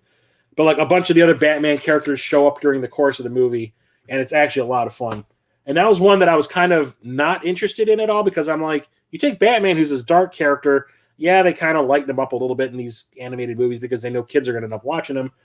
But you put this really kid-friendly Teenage Mutant Ninja Turtles in there, but actually the ones in here are closer to their comic book versions, which is awesome, where they are darker and more violent, which I like. This I got off of Groove, the Universal Studios, their direct-to-consumers website, and that is Battlestar Galactica. But this isn't the new Battlestar Galactica from the early 2000s. This is the 1980s Battlestar Galactica, or 1970s Battlestar Galactica. I always forget when this came out. I think it was in the late 70s, 79-ish. This was theatrically released back in the 70s. So the way they used to do things, or at least Glenn Larson, the guy who created this show, and Buck Rogers in the 25th Century, what he would end up doing is if one of his shows became really popular after, when they first were broadcast, when they first started, the first season started, he would take 3 or 4 episodes, cram them together, and release them theatrically so people can go see them in the theater. And I looked on box office mojo at both Buck Rogers and Battlestar Galactica's like what they made theatrically. And in the 70s, they both made over like $25 million or something. So they made a killing at the box office for something that was made for television. So what this is that theatrical version where it's like, I want to say 3 episodes of Battlestar Galactica, like the first 3 episodes of Battlestar Galactica crammed together. And the movie kind of ends with a cliffhanger because it's the end of an episode where they're like, okay, and it's going to be continued in the next episode to get you to go and watch the show. And apparently that worked really well. But when the show ended up close to the end of its first season, the viewer drop off was severe and it got canceled. But I absolutely love this, even though the 3rd episode, I guess, is the one where it kind of doesn't seem to fit, because the first 2 episodes were a 2-parter about the initial Cylon attack on the colonies and the Battlestar Galactica being the only ship left in the fleet. And then it kind of like the 3rd episode is just like, we found a planet we could possibly live on. Let's go there. Oh, it's a disco planet? It's a disco casino planet? And there's bugs that want to eat people? Whatever. It's just kind of like, it's weird. But I really do like this one quite a bit. I like the show, although I do admit it got stupid the closer you got to the end of the first season. And you want to talk about a sequel playing in theaters right now that's super popular, and I have the first movie in my hand. We're talking Beetlejuice. So I saw this in the theater back in the day when it was first released. I really liked Pee-wee's Big Adventure, which was Tim Burton's movie previous to this. So I was interested, but I was also not interested because, to be completely honest, I was never a really big fan of Michael Keaton. I saw Gung Ho. What was it? Gung Ho. I saw Mr. Mom and a couple of other movies that he had done in the earlier to mid 80s. And I was like, he's funny, but like, nothing special. So the fact that they're like banking on him for this, I was like, I don't know about that. But my parents really wanted to see it because they thought it looked interesting and kid friendly, obviously. So they took me and my brother to see it, and I absolutely. Well, here's where it's funny. It wasn't that I didn't like it when I first saw it. I didn't get it. I thought there was something else going on that I wasn't seeing and I wasn't picking up on. So like I kept on telling my parents after we saw it, like, I liked it, but it felt like I'm missing something. Like there's something I'm not getting to make everything click together. And I would try to describe it to my parents, but I really couldn't put it into words. So my parents are like, okay, well, when it goes to the Dollar Theater, we'll go see it again, and maybe you'll change your mind, because my parents really, really liked it. My brother loved it. So we go see it again at the Dollar Theater, and I'm watching it. And I'm like, I don't know what the hell I was thinking. There is nothing going on in here that I'm missing. It's just a straight up silly comedy about dead people. So it was just like, am I too smart for my own good kind of thing? Am I looking for hidden meanings in this movie? Yeah. But super funny movie. Like Michael Keaton knocked this out of the park. It's what got him Batman, even though he's barely in the movie. But he gets all the best lines. I love all the actors in this. Gina Davis is awesome. Alec Baldwin's awesome. Winona Ryder. I saw her in Lucas previous to this, so I was aware of her, but I didn't really have any feelings toward her because she was just kind of in it. She was there. So this is her big like debut, like as a main character kind of thing. Great. Catherine O'Hara is hysterically funny, even though the guy who plays her husband turned out to be a creeper, and I will not say his name. But the dude who plays Otho is fantastic. Like everything about this is super funny and catchy. The songs are catchy. The music by Danny Elfman is fantastic. I absolutely love it.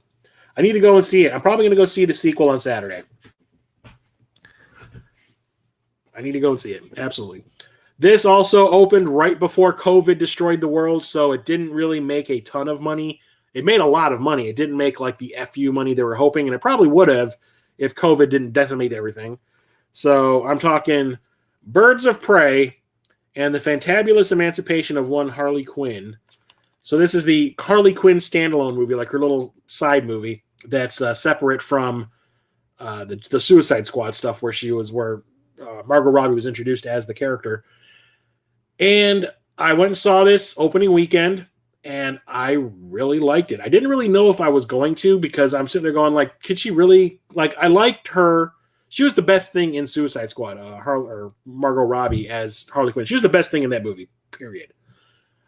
So I'm like, I like her a lot as this character. I think she's great and she's perfectly cast, but can she carry a movie as this character? Or can this character carry a movie?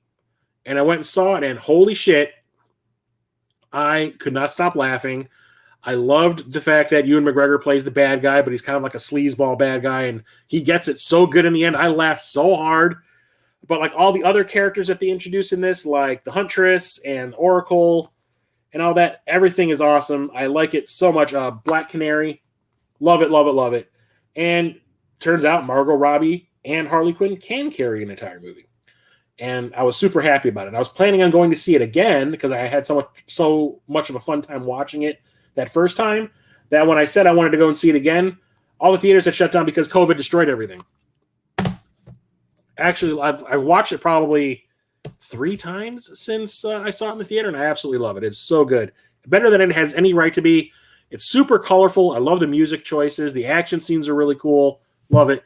Love the fact that this also has to deal with Harley Quinn saying that she is in a toxic relationship with the Joker, and she needs to get out of it immediately because it's ruining her. And I was like, yes, they finally addressed that, which is one of the reasons why I was never a fan of that Suicide Squad movie to begin with, was because the character that I liked the most in the cast is hung up on this guy who is abusive in every single way, and it's toxic, and like they're just bad for each other. But she's like, oh my God, my nipples. Every time I think of my pudding, my nipples explode, kind of thing. No. She said it was perfectly campy. I am going to enjoy it so much. Here's another one of these late DCEU movies that really underperformed at the box office despite who stars in it, and that's Black Adam. The Rock was trying to get this movie made for years and years and years without even having a movie about Shazam to set his character up first, because Black Adam is a Shazam villain. You don't have a movie about a villain before you have a hero for him to fight. So to have this movie made before a Shazam movie made zero sense, which is why it kept on getting put off. But once we got the Shazam movie and it turned out to be a hit, they were like, okay, fine, we'll do that. But for some reason, The Rock and his endless, wisdom didn't want to have Shazam anywhere near this movie. He didn't want Shazam to be his villain in this, and doesn't want to have anybody mention that name in his movie because he thinks that Shazam is a stupid character. But you are basically wearing Shazam's outfit just in black. His way of thinking was so stupid. It's a Shazam villain and needs to be Shazam. But what do we get in this? Like the big moment at the very end of the movie where like somebody comes to challenge him? We got Superman. Granted, I'm happy that it was Henry Cavill playing Superman for what ended up being the last time, but it needed to be Shazam. And I think that's what hurt. I can't even talk now. I'm getting so worked up. I usually go and see every single superhero movie no matter what. I mean, I even saw Bloodshot in the theater with the Vin Diesel movie that was trying to start off I can't remember the name of that comic book company, AEW or something. Whatever. It was trying to set up a new comic book universe of films. But like this was the first movie of all of them where I said, you know what, I don't think I need to go and see that in the theater. Because of all the shenanigans I was hearing about, like The Rock not wanting Shazam to have anything to do with it and all that. I'm like, it makes no sense to not have Shazam involved. Like, it's dumb. So the first time I watched this is when it popped up on, at the time, HBO Max. Actually, no, I think it was right when they had switched over to Max. This was the first movie that they had, like, theatrical release that they had. When a movie's been playing in theaters for like 2.5 months, it'll pop up on the streaming service that's associated with the company that released it. So yeah, this showed up on Max like 2.5 months after, and I'm like, I'll watch it on Max. I don't even pay for Max. I saw it for free. And I was like, there's cool stuff in it. Again, there's cool stuff. There's cool ideas, but it's missing a core ingredient, which is Shazam. But I do think that the Justice Society of America stuff that happens in this movie is better than the stuff that involves the title character. So with the Justice Society stuff, you've got the Atom, you've got Dr. Fate, you've got, I think her name is Cyclone, and Hawkman. And their stuff is better than any of the Black Adam stuff. Exploding nipples. What's up, Denver Gamer? How's it going? Exploding nipples. Yep, exploding nipples. This is a classic slasher movie, like one of the first big slasher movies, and that is Black Christmas. This is the original one that came out like in the 70s, I want to say. I want to say it was like 74 or something. Margot Kidder is in it from Superman. And, what's her freaking name? Olivia Hussey, who played Juliet in the Romeo and Juliet movie that came out in the 70s that was super popular. Keir Dullea, who played Dave in 2001, is in it. And John Saxon, who ended up being Nancy's dad in the original Nightmare on Elm Street. But this is a slasher movie that takes place at a sorority house during Christmas break. And there's somebody like picking off the sorority girls one by one. And it's actually really cool. The phone calls coming from inside the house thing happening in it and all that. A little bit too much soap opera-y, high school girl drama kind of shit going on in between the kills. But it ends up going to cool places, and I think it's a lot of fun. The weirdest thing about this is the guy who directed it, Bob Clark, ended up going on to direct A Christmas Story. I'll leave you here to unpack that. Makes a gory horror slasher movie that takes place on Christmas, and then makes a children's classic movie that takes place on Christmas. Had to get this because it's one of my favorite films, and that is Black Hawk Down, another Ridley Scott joint. So I remember the trailers for this were very vague, and I was just like interested because it's Ridley Scott. I love Ridley Scott. He has a great style. He tells great stories and all that. He usually gets great casts for his movies too. And the trailers, like I said, were very vague. It was just like, oh, it's based on a true story that happened to a bunch of soldiers in Mogadishu. And it's like trying to retell the story. It's based on a book that was written by one of the soldiers who survived the whole ordeal. It has great cast. It's Orlando Bloom, Josh Hartnett. It has Tom Hardy before he was anybody. Ewan Bremner from Trainspotting is in it. Eric Bana, the Hulk. I'm trying to think. There's a ton of character actors in here and people that were like up and coming. Like Orlando Bloom was fresh off of the Pirates of the Caribbean. No, sorry, the Lord of the Rings movies at this point. And I think he had just done one of the Pirates of the Caribbean movies when this came out. And like he's barely in the movie. He like shows up, says like 3 lines of dialogue, and then falls out of a helicopter and breaks his neck, and then gets taken out on a stretcher and brought back to base, and everyone else has to fight. You wouldn't say Christmas Story is a children's classic? I love Christmas Story. I saw that in the theater. But yeah, it's a true story about a bunch of soldiers who are going in to retrieve an asset, like a mole in Mogadishu, and end up being like caught in the biggest firefight you've ever seen. Like pretty much the entire city comes after all the soldiers, and it's like this 24-hour period of time where they're just constantly under attack and just trying to survive and get out of there.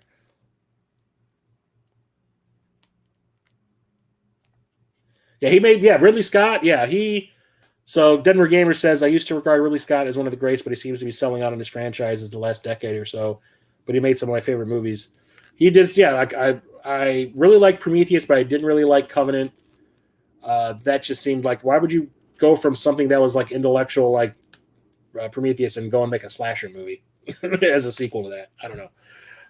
But I still haven't watched Napoleon, so I can't really comment on that. Although the thing about his movies lately, I think it started with Kingdom of Heaven, was he's constantly being forced to trim his movies down by the studios for time. Because if you've ever seen the director's cut of Kingdom of Heaven, it's a completely different movie than what we got in the theater. And from what I understand, the same thing happened with Napoleon. So I'm going to wait until like there's a director's cut of Napoleon out there to watch it to see the complete version of that. But like his final version of Blade Runner, I think is fantastic. Not to say any of the other cuts are bad, but the final version I think is great. But this is one of my favorites of his. Absolutely love it. It has a great soundtrack by Hans Zimmer.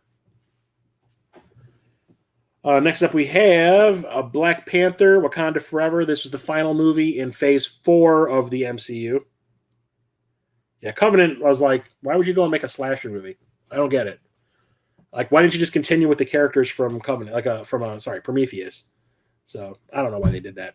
I think it was studio pressure. They we're like, okay, go back and make a traditional, horror movie again. But anyway, as much as I love the first Black Panther movie, what's up, Oak City? As much as I love the first Black Panther movie, I went and saw it the night before it opened, like when they would do like a Thursday 7:00 show the day before it opens. My brother just come in from LA to visit. I picked him up from the train station and I was like, hey, what do you want to do? And he's like, let's go see a movie. I'm like, oh, Black Panther's playing. There's like a 7:00 show before it opens. He's like, let's go. And we're maybe one of 15 people in the theater. There was like nobody there.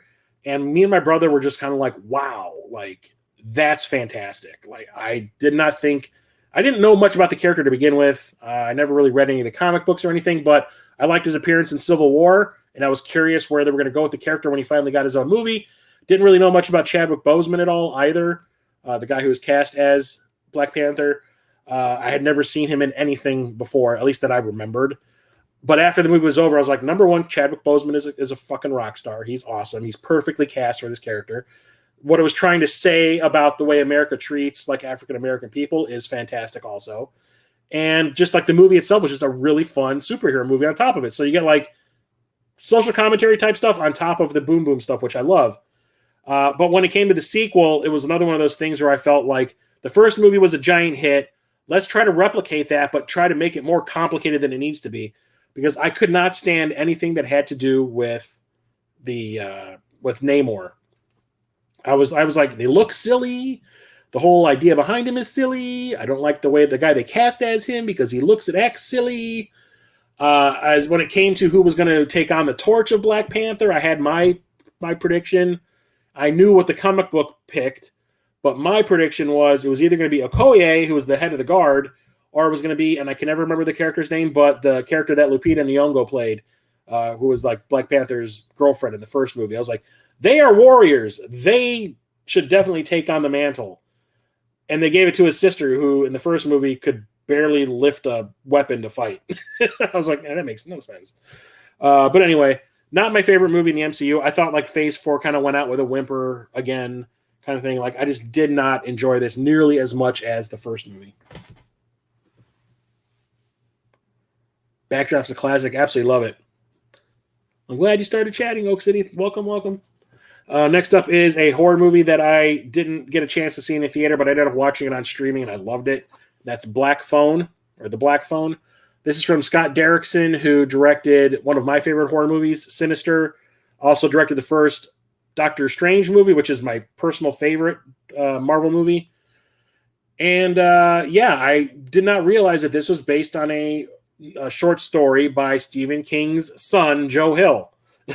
And if I did know that when it was being released theatrically, I probably would have gone to see it in the theater, made an effort, but I didn't.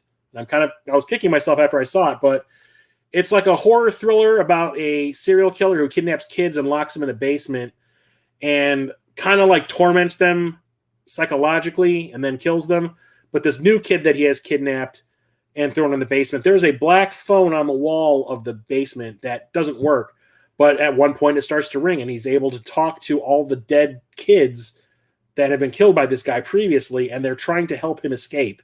And it is super cool, intense, and the kid keeps on doing things over the course of the movie in that basement that you weren't like. I kept telling myself, like, what the hell is this kid doing? Like, is he losing his mind? He's on like messing with this other thing in the corner.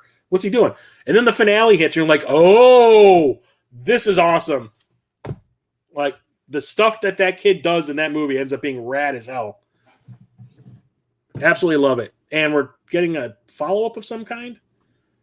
Shuri's a thinker. Yeah, I like the character of Shuri. I just don't think that she should have been the replacement for Black Panther.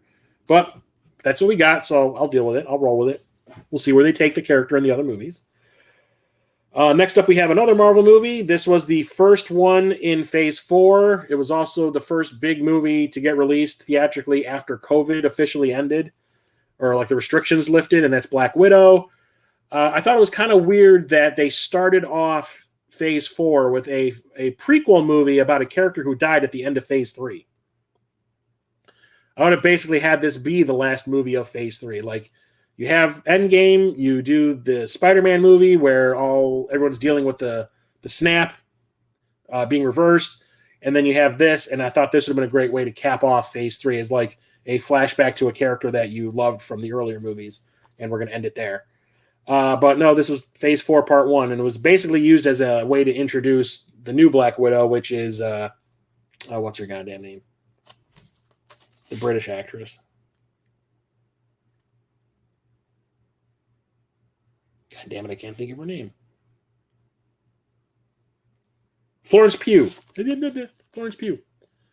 Went and saw this with a bunch of friends. Everyone was masked up, and it was kind of weird watching a movie with everybody wearing masks. Couldn't really... I remember I bought a drink, and I remember every once in a while I'd put the straw to my mask and be like, oh, shit, I forgot. Like, got to pull it aside a little bit. And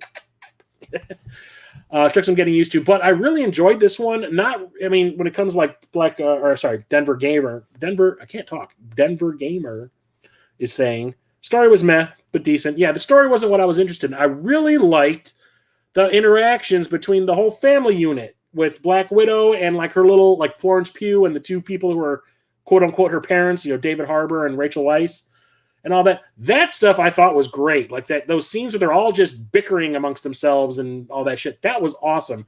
And I really liked the beginning too, where they showed Black Widow as a kid and all that. And it's played by Mila Jovovich's daughter. Weird.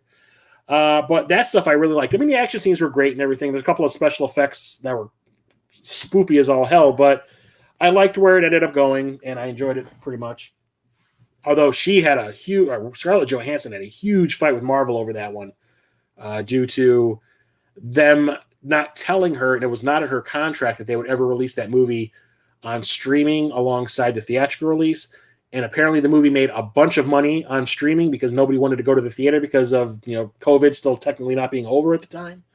So everybody rented it on Disney Plus. I paid like $20 to rent it on Disney Plus, and I guess the movie made a ton of money that way compared to the theatrical release. And she was not getting any part of that. And she had a deal in place where she would get a part of the box office, and she ended up suing them over all the money that she didn't get paid from the digital release. They ended up making up, and she's going to be back in some capacity at some point in these movies. Black Widow and White married. Huh?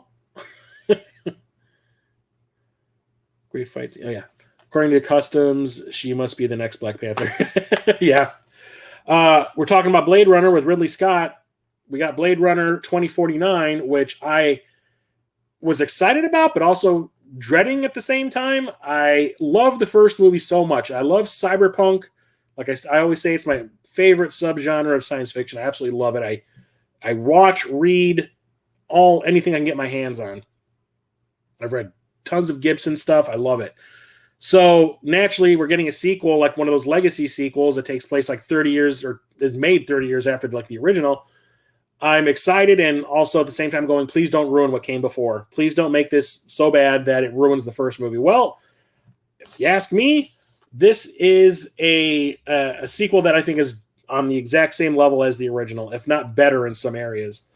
Denis Villeneuve, who directed the new Dune movies, made this before he got Dune, and I think he knocked it out of the park. I went and saw it in IMAX 3D opening day. I actually left work early that day so I could go and see an early screening, so I could actually watch it in silence instead of having people, every time I go see a movie now, I just have rude people sitting all around me just talking and doing whatever they want, talking on their phone, fucking around. So I was like, I'd go see an early show before, anytime I go see a movie after 7 o'clock, that's the kind of crap I deal with. So I went and saw a 2 p.m. show, and it blew my fucking mind. I loved it so much. I loved everything about it. I'm not even a big fan of Ryan Gosling, but I thought he was great. His performance is fantastic. Like when he finally realizes he has those emotions that he's been trying to suppress the whole movie. Like when he goes and talks to that girl at the memory creation facility and he starts screaming uncontrollably. I absolutely love it. Story's fantastic. I love how it builds on the first movie. I love that they brought back Harrison Ford, but it wasn't about him. I like that it's Ryan Gosling's movie, and Harrison Ford is kind of like a side character, but he is a part of the main story. I absolutely love it so much. The score is fantastic. The special effects are great. Love it, love it, love it. Absolutely. Beautiful movie. Absolutely beautiful. I love this steelbook that I have. It has Anna de Armas, who is beyond gorgeous, all over the steelbook. I absolutely love it. And I had to get this from Korea. This is another one where saw the movie in 3D in the theater, and I was like, I want it in 3D at home. Did not get a 3D release here. Go on eBay, start searching for Blade Runner 2049 in 3D, and turns out Korea released it that way, and this is a Korean release. All right, have a good night, Oak City. Next up is one of my favorite 80s horror movies. This one is just straight up fun. And we're actually talking about this. Peter, if you're still here, we were talking about this in Captain Algebra's Scorpion King stream from like a week ago, whatever it was. And we're talking about the Blob remake from 1988. And we're talking about this in that stream because Captain Algebra was streaming the Game Boy Advance Scorpion King game. And I was commenting in the stream that the guy who directed the Scorpion King movie with The Rock in it, who directed this, like, I was like, well, you know, he used to be one of my favorite directors, and then he just started making like studio trash, like Racer and Scorpion King and all that. But before that, he made A Nightmare on Elm Street 3 and this, and these are two of my horror favorites from back in the day. So this takes everything that the original Blob movie did and improved it in every possible way. It made it gory as all hell. It made it super fun. It's almost like an action movie at times. The effects, like the physical, practical effects, are fantastic. I absolutely love everything about it. Like, didn't get a chance to see it in the theater because this bombed horribly. Got released like in August, I want to say, in 1988, which is kind of like when school's starting back up. But this doesn't feel like a August release. This feels to me like a Halloween release. You need to release this in October, but for some reason it didn't get released then, and it bombed horribly. And it came and went like that. Didn't get a chance to go and see it. I don't even know if my parents would have allowed me to at that point in time either. But when it came out on home video, we rented it and I watched it and I was like, this is freaking amazing. I love everything about it. And I liked it so much. I made a copy of the movie on VHS and I would freeze frame the movie, and I was making a comic book based on the movie. I was freeze framing the movie and drawing the freeze frame on paper in comic book panels and making a comic book adaptation of the movie. That's how much I liked it. Fantastic. I want to go to one of those Blob fests that they have where they shot the movie. Has a lot of extras and everything, and in 4K it looks fantastic. Has a bunch of great documentaries on it too. Thanks, Denver Gamer. Yeah, Blob was awesome. Yep, exactly. They make you think that one high school football kid is going to be the hero, and the character that what's his name plays. Oh God, what is that actor's name? Kevin Dillon is going to be kind of like a foil for everybody, and then that guy dies in the first 10 minutes, like Psycho. And the way he dies is so horrific. It's kind of like, okay, this movie is not messing around. I'm going to see some shit. Next up, we have Blowout. This is from Brian De Palma.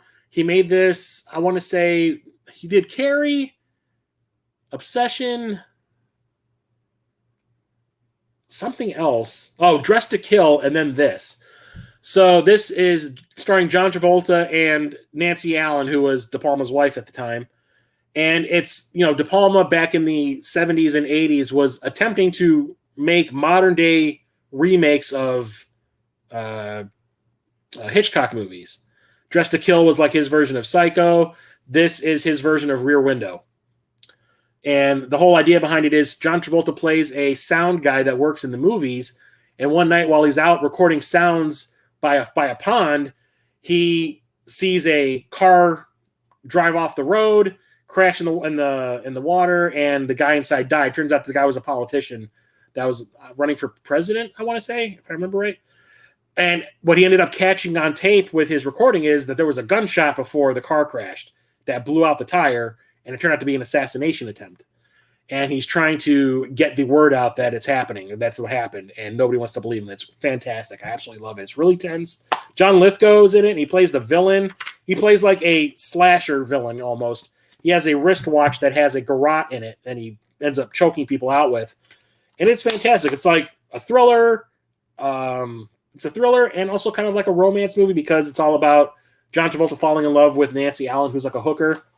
At the same time, all this stuff is going on. It's great. All right, dude. Have a good night. Thanks for stopping by. Next up is I just got this in July, I want to say. Is this also a spoiler? I don't think so. No, this is not a spoiler. This I got in July, I do believe. Did I?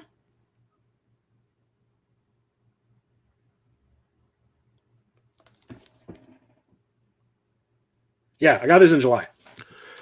Okay, so this is relatively new to my collection, and that is Blown Away, that stars Jeff Bridges and Tommy Lee Jones. This came out in like 94, I want to say.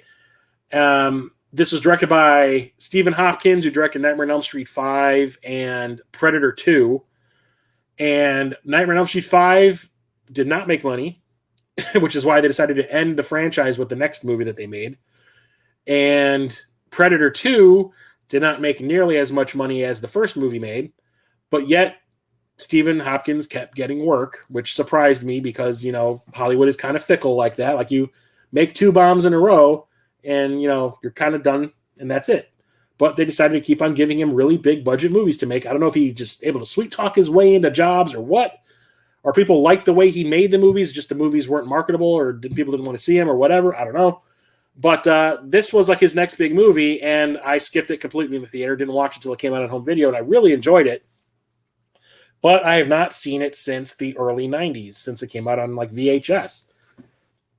And if I remember correctly, Jeff Bridges and Tommy Lee Jones used to work together in the IRA, in Ireland, and they kind of went their separate ways. Tommy Lee Jones got put in jail for a bombing attempt, and Jeff Bridges got away and moved to the U.S., lost his accent, and now is he's in the bomb unit in L.A. or whatever it is. Tommy Lee Jones gets out of jail and goes after him for like setting him up and getting him put in jail to begin with. And it's like this whole cat and mouse game between the two of them. And I remember being pretty fun. It's visually pretty cool too. Some of the bombs, when they go off, the way they're shot, especially when you see what it does to people, is pretty rad. But I need to watch it again. It doesn't have very many extras on it. I don't think you're going to get interviews with Jeff Bridges and Tommy Lee Jones in here. But it does have a commentary track with Stephen Hopkins and some film historians, and then a vintage making of Blown Away, and a music video. Okay. I need to watch it again. And we're talking, I think all of them in this stack? I think so. Well, no, one of them is not. I keep on, like, all the failed DCEU movies from, like, the end of the DCEU are, like, all here except one. So now we got Blue Beetle. I love Blue Beetle as a character. If you ever saw the second season of Young Justice, you'll see how awesome Blue Beetle is as a character. And I was so excited when they said that Blue Beetle was going to get his own movie. I was like, yes. Sad thing is, it came out at the time when the DCEU was on the way out because it's getting rebooted by James Gunn. So at that point, I was like, does it even matter? But then James Gunn came out and said that, yes, this is part of the DCEU, but I'm thinking of considering it part of my new universe. Like, this is going to be the first movie of the new rebooted DC universe because he liked it so much. I like the fact that the character they cast as Blue Beetle is from the Cobra Kai TV show. But when I went and saw it in the theater with my buddy Jeremiah, who is a huge comic book nerd, like he has the way that I have video games and movies in my collection is what he has with comic books. We went and saw it in the theater like a couple of weeks after it opened, and it was already certified as a bomb. That I was like, wow, this isn't what I wanted in a Blue Beetle movie. Yes, I expected it to be modeled after Spider-Man because that's exactly what this character is in the DC universe. It's their version of Spider-Man. But the movie decided not to focus on the character whose name is in the title. It decided to focus on his family. So you've got I can never remember his damn name.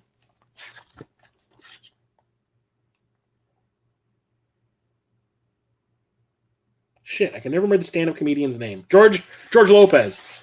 George Lopez plays Blue Beetle's uncle, and the woman that Arnold Schwarzenegger picked up in Predator in the Jungle, she plays his mother, and he's got like a grandmother and a sister, I do believe. And the movie decides to like focus mostly on them and not the title character. Plus, the villain is terrible. It's Susan Sarandon. Yay. It's just really underwhelming. And then the final scene that came out at the end, like the post-credit scene, is the only thing I liked about the movie, where they kind of bring in the original Blue Beetle's character name. They bring him up, and he's probably still alive. And I was like, okay, now that's cool. Too bad nothing's going to come of it because it's being all rebooted. And then James Gunn said, no, this isn't part of the new rebooted universe because nobody saw it. Nobody cared. And I didn't either. And the only reason I bought that is because I love comic book movies and I kind of want to have all of them in the collection from a collecting standpoint. And also I went to Target, and for some reason, the week after it came out, they already had it discounted by $15. So I was like, well, this is probably an error on their part with pricing. I'm going to get it while I can get it at this price. So that's why it's here. What's up, Retro Coop? Next up, we have one of my favorite David Lynch movies. He made this after Dune, which is another big flop, and that is Blue Velvet. This is a recent addition also. This is the Criterion Collection version, and I love Criterion Collection. They do a lot of great things. They restore these movies to pristine, like the way they look pristine. They do a lot of really cool extras. The only problem is they can't agree on a goddamn set format for their packaging. Every single time I get a different movie from them, some of them have a slipcover. Some of them come in a box. Some of them come in a digipack. Pick something and stick with it, guys, please. But this is a dark thriller that is kind of about the dark side of the suburbs. I really like it. It's really nasty, really filled with a lot of unlikable characters and a couple of disturbing situations. So basically, the guy who played Paul in Dune, I'm blanking on everybody's freaking name. Kyle MacLachlan comes home to visit his father after he has a heart attack mowing the lawn, and gets involved with this woman whose son has been kidnapped by a bunch of gangsters who are holding the kid ransom so they can hold her ransom at the same time by making her do things in order to possibly get her kid back.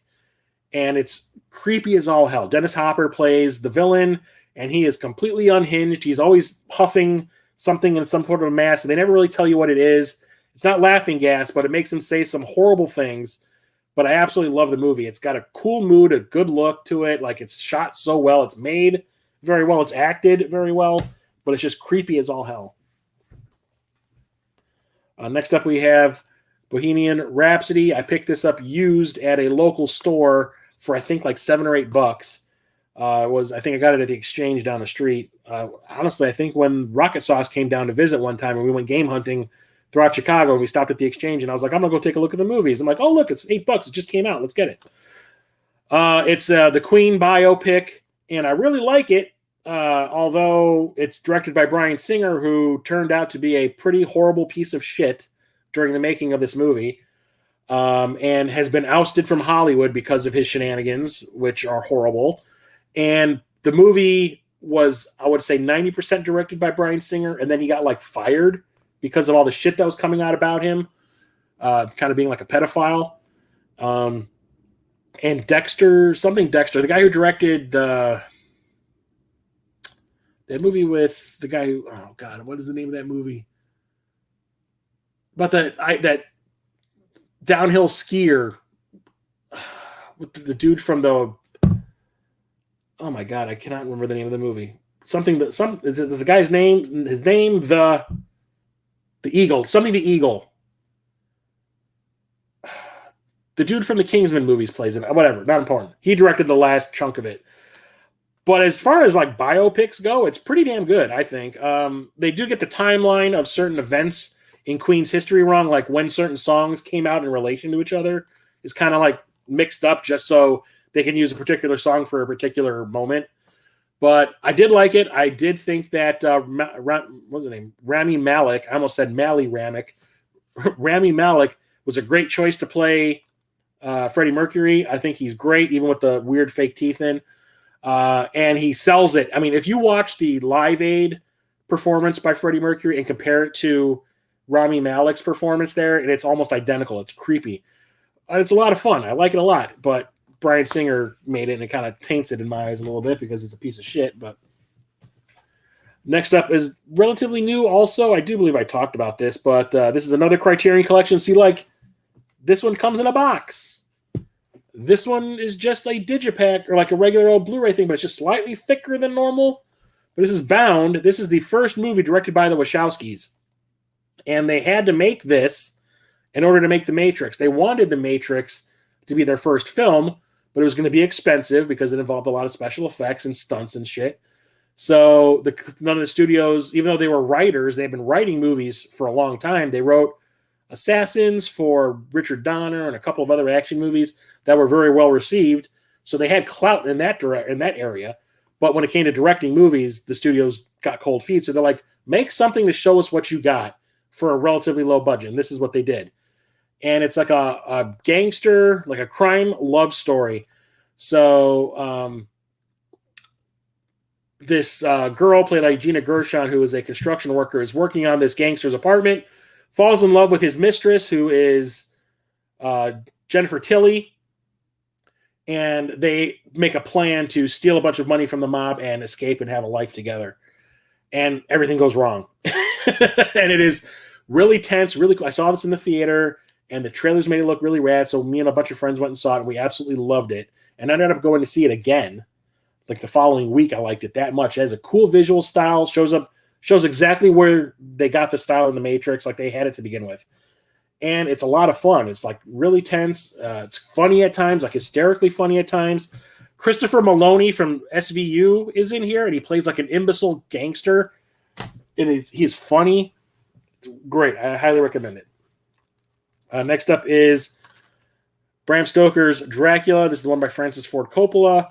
Saw this on a date in high school with a girl I worked with at Kmart, and we both loved it, but the relationship went nowhere.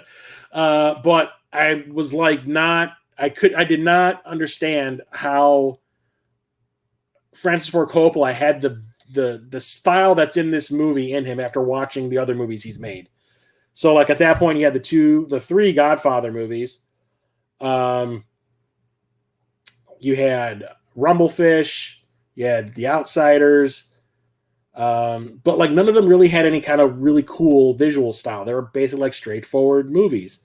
And then you watch this, and it is style overload. Like he had the ability to like have really big effects houses make the effects for this movie, but he ended up using like in-camera effects that they could have used. They could have like produced the effects in this movie back in the 30s if they wanted to, like when they made the original Dracula, because it's all about like double exposures and stuff. So it was like made really smartly, and it's visually impressive. The cast is crazy, and it's like, I wouldn't say it's scary, but it's a really great horror movie and a love story. I absolutely love it. It's one of my favorite movies. I need to bust that open and see how the transfer is.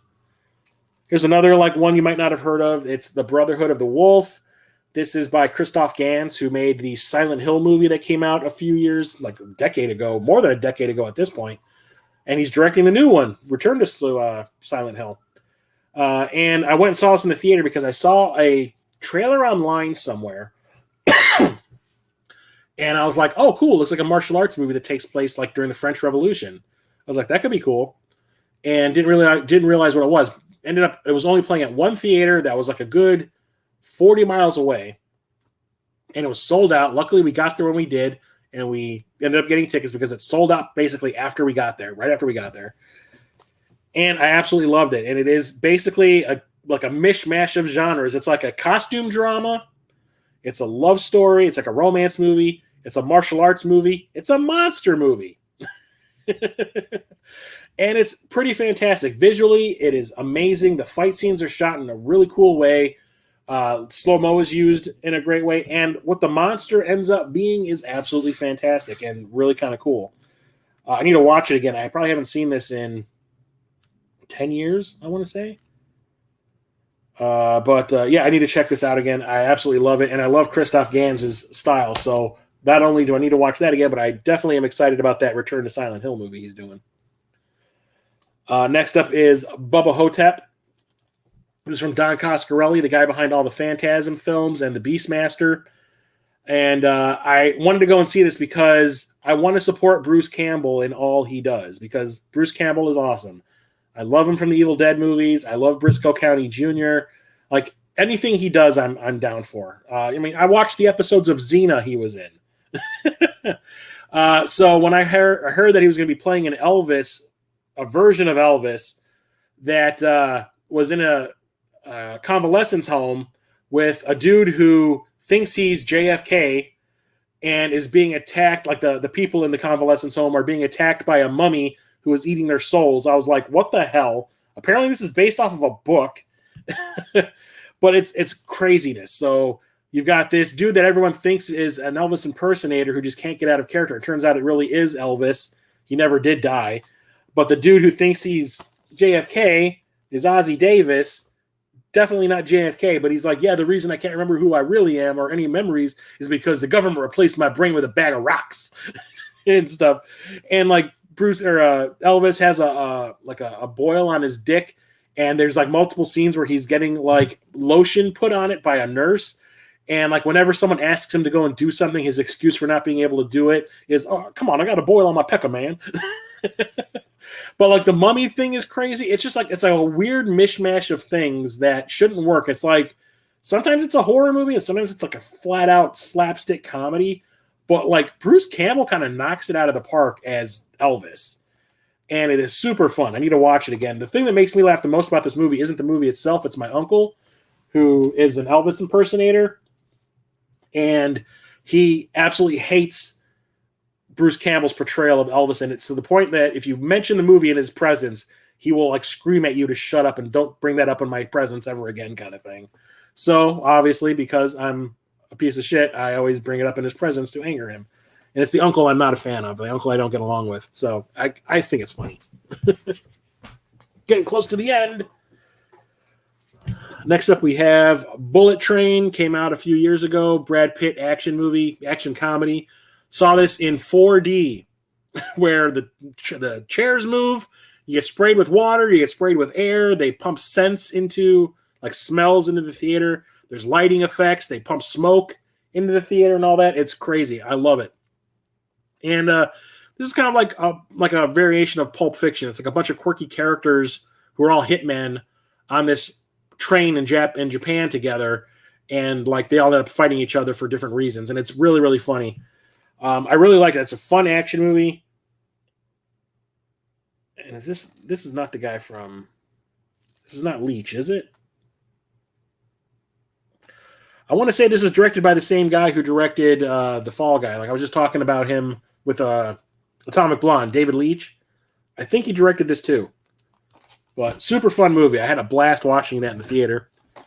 Anyway, talk about a movie that I had a blast watching and I had no expectations for. It's Bumblebee, the Transformers spin-off movie that kind of put the franchise back on the right track. So I'm going to be 100% transparent. I like the first Transformers Michael Bay movie. I like the first one. It made me feel like a kid again. Second one I absolutely hated. Absolutely hated. It was made during the strike that happened in like 2008 or whatever it was, and it like they made it up as they went, and the movie's a mess, and I hate it. The third movie, Dark of the Moon, I love because it's another one that made me feel like a kid again playing with my toys, but it was also mostly shot here in Chicago, and I watched the movie get made a lot of the time. It was really, really cool. So I have a soft spot for that.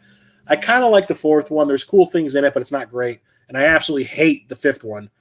So when this was announced, I was like, oh my God, another one after the last night. I was like, are we still going to be trying to milk this for all it's worth? And then I found out that Michael Bay was not involved. Travis Knight directed this, who had previously been working with, what is it? Stop motion animation company that did Kubo and the Two Strings and Coraline that just got re-released and is making a lot of money theatrically. I can't remember. Leica, the stop motion animation company. He directed, I do believe, Kubo and the Two Strings. So I was like, oh, okay, now I love Kubo and the Two Strings. That's one of my favorite movies. I was like, and Michael Bay's not involved, and it's only about one Transformer and not like 5 million of them like the other movies. Okay, sure, let's go. So I ended up getting an advanced screening ticket. I think again got an email about it somewhere, and I went and got a ticket, and I did it, and went and saw it with like a sold out crowd, and it kind of took me by complete surprise that I actually enjoyed this. I did not think I was going to like it. I'm like, oh well, maybe this one's going to be aimed more toward the kids, and it's just going to be like a little kid movie. No, it's not. It's a lot of fun. Bumblebee is really, really cool in this one. He's kind of a badass. You do get to see a lot of the characters that you love from the cartoon in their original G1 form in the opening scene of the movie, which takes place on Cybertron. Like you get to see Soundwave, you get to see Optimus Prime and Bumblebee and like Starscream and all them, and it is so cool. And yeah, throughout the entire movie, like you only deal with maybe 3 Transformers the entire movie. There's Bumblebee and the 2 villains, and that's it. And Haley Steinfeld plays the lead in it. She's pretty good. She really seems to be able to do the green screen work really well when she's like talking to something that is probably a tennis ball on a string. But also, she does touch his face a little too much for my liking. It's like things are getting a little weird because every time she wants to talk to him, she has to like touch his face. And it's like, dude, are you in love?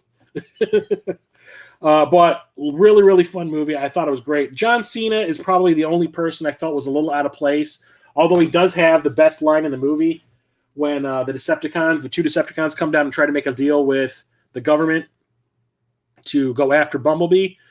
And like they have told them that they're called Decepticons, and they're having like a bunch of government officials and John Cena are sitting around talking about what they want to do about the situation.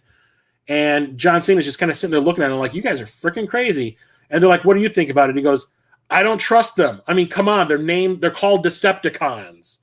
He's like, hello. And I cracked up when he did that. And the last movie I'm going to talk about tonight is another big slasher movie from the 80s. One of the first movies in the big slasher boom after Halloween hit. And that is The Burning. Never saw this until maybe a decade ago. It came out. Excuse me, I got the hiccups now on. Out of nowhere. Haven't had anything to drink, and I have the hiccups. Fantastic. When I first started getting into Scream Factory releases, this one was one of their first ones. And I was like, I don't know what that movie... Okay, you know what? Give me a minute.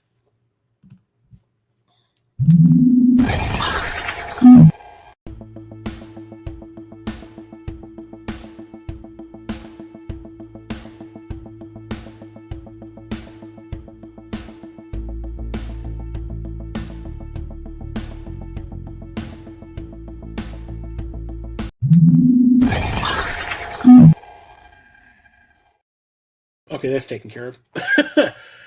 The Burning was, I think, one of their first movies that they released that I didn't know anything about. So I didn't buy it. I ended up like going online and I found it. I think it was streaming on Netflix. So I watched it and I was like, that was actually pretty cool. Like, how have I never seen or heard of this movie before? Like Tom Savini was the makeup guy. He actually dropped out of doing the makeup for Friday the 13th Part 2 in order to work on this. So I'm like, and I was reading Fangoria magazine and stuff like that at the time. My parents let me read Fangoria magazine, but I couldn't watch a horror movie. I don't get it.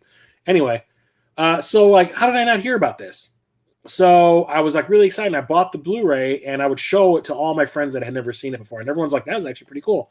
It's a slasher movie that kind of follows the Friday the 13th outline where a bunch of camp counselors, while the camp is in operation, so there are kids around and all that, are getting picked off by this guy named Cropsey, who a bunch of them, when they were younger, disfigured in an accident.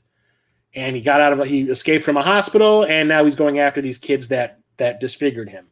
And the cool thing is, like, a lot of the people in this movie that are the camp counselors, like a few of them ended up becoming big stars. Holly Hunter, Jason Alexander, the dude from the Short Circuit movies. Oh God, what's his freaking name?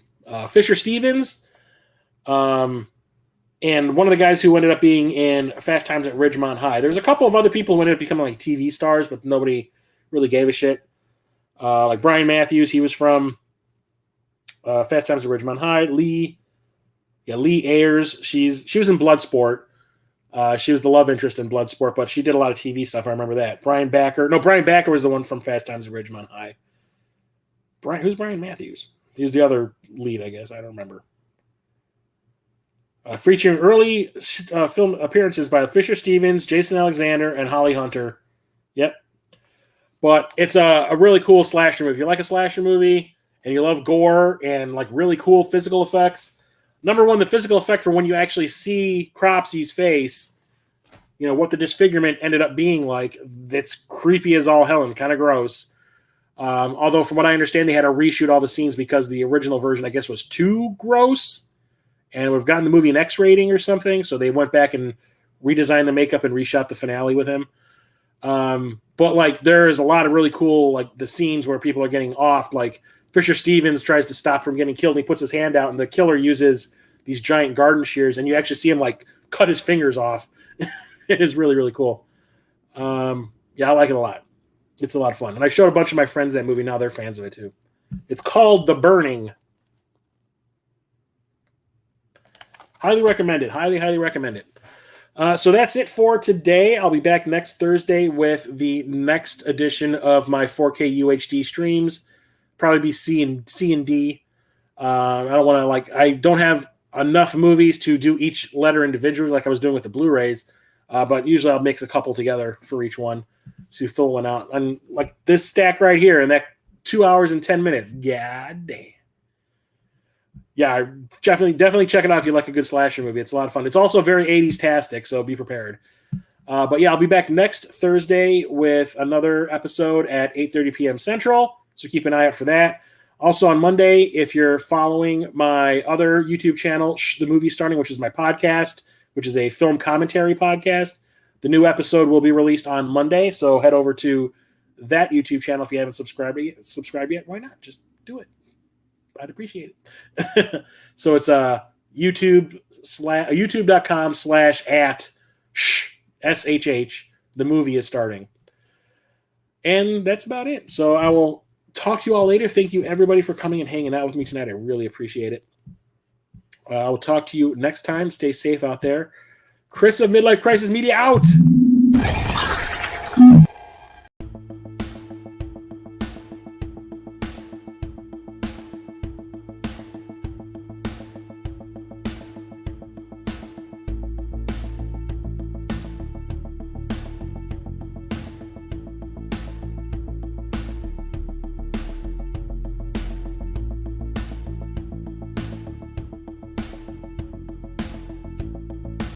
Daddy, chill.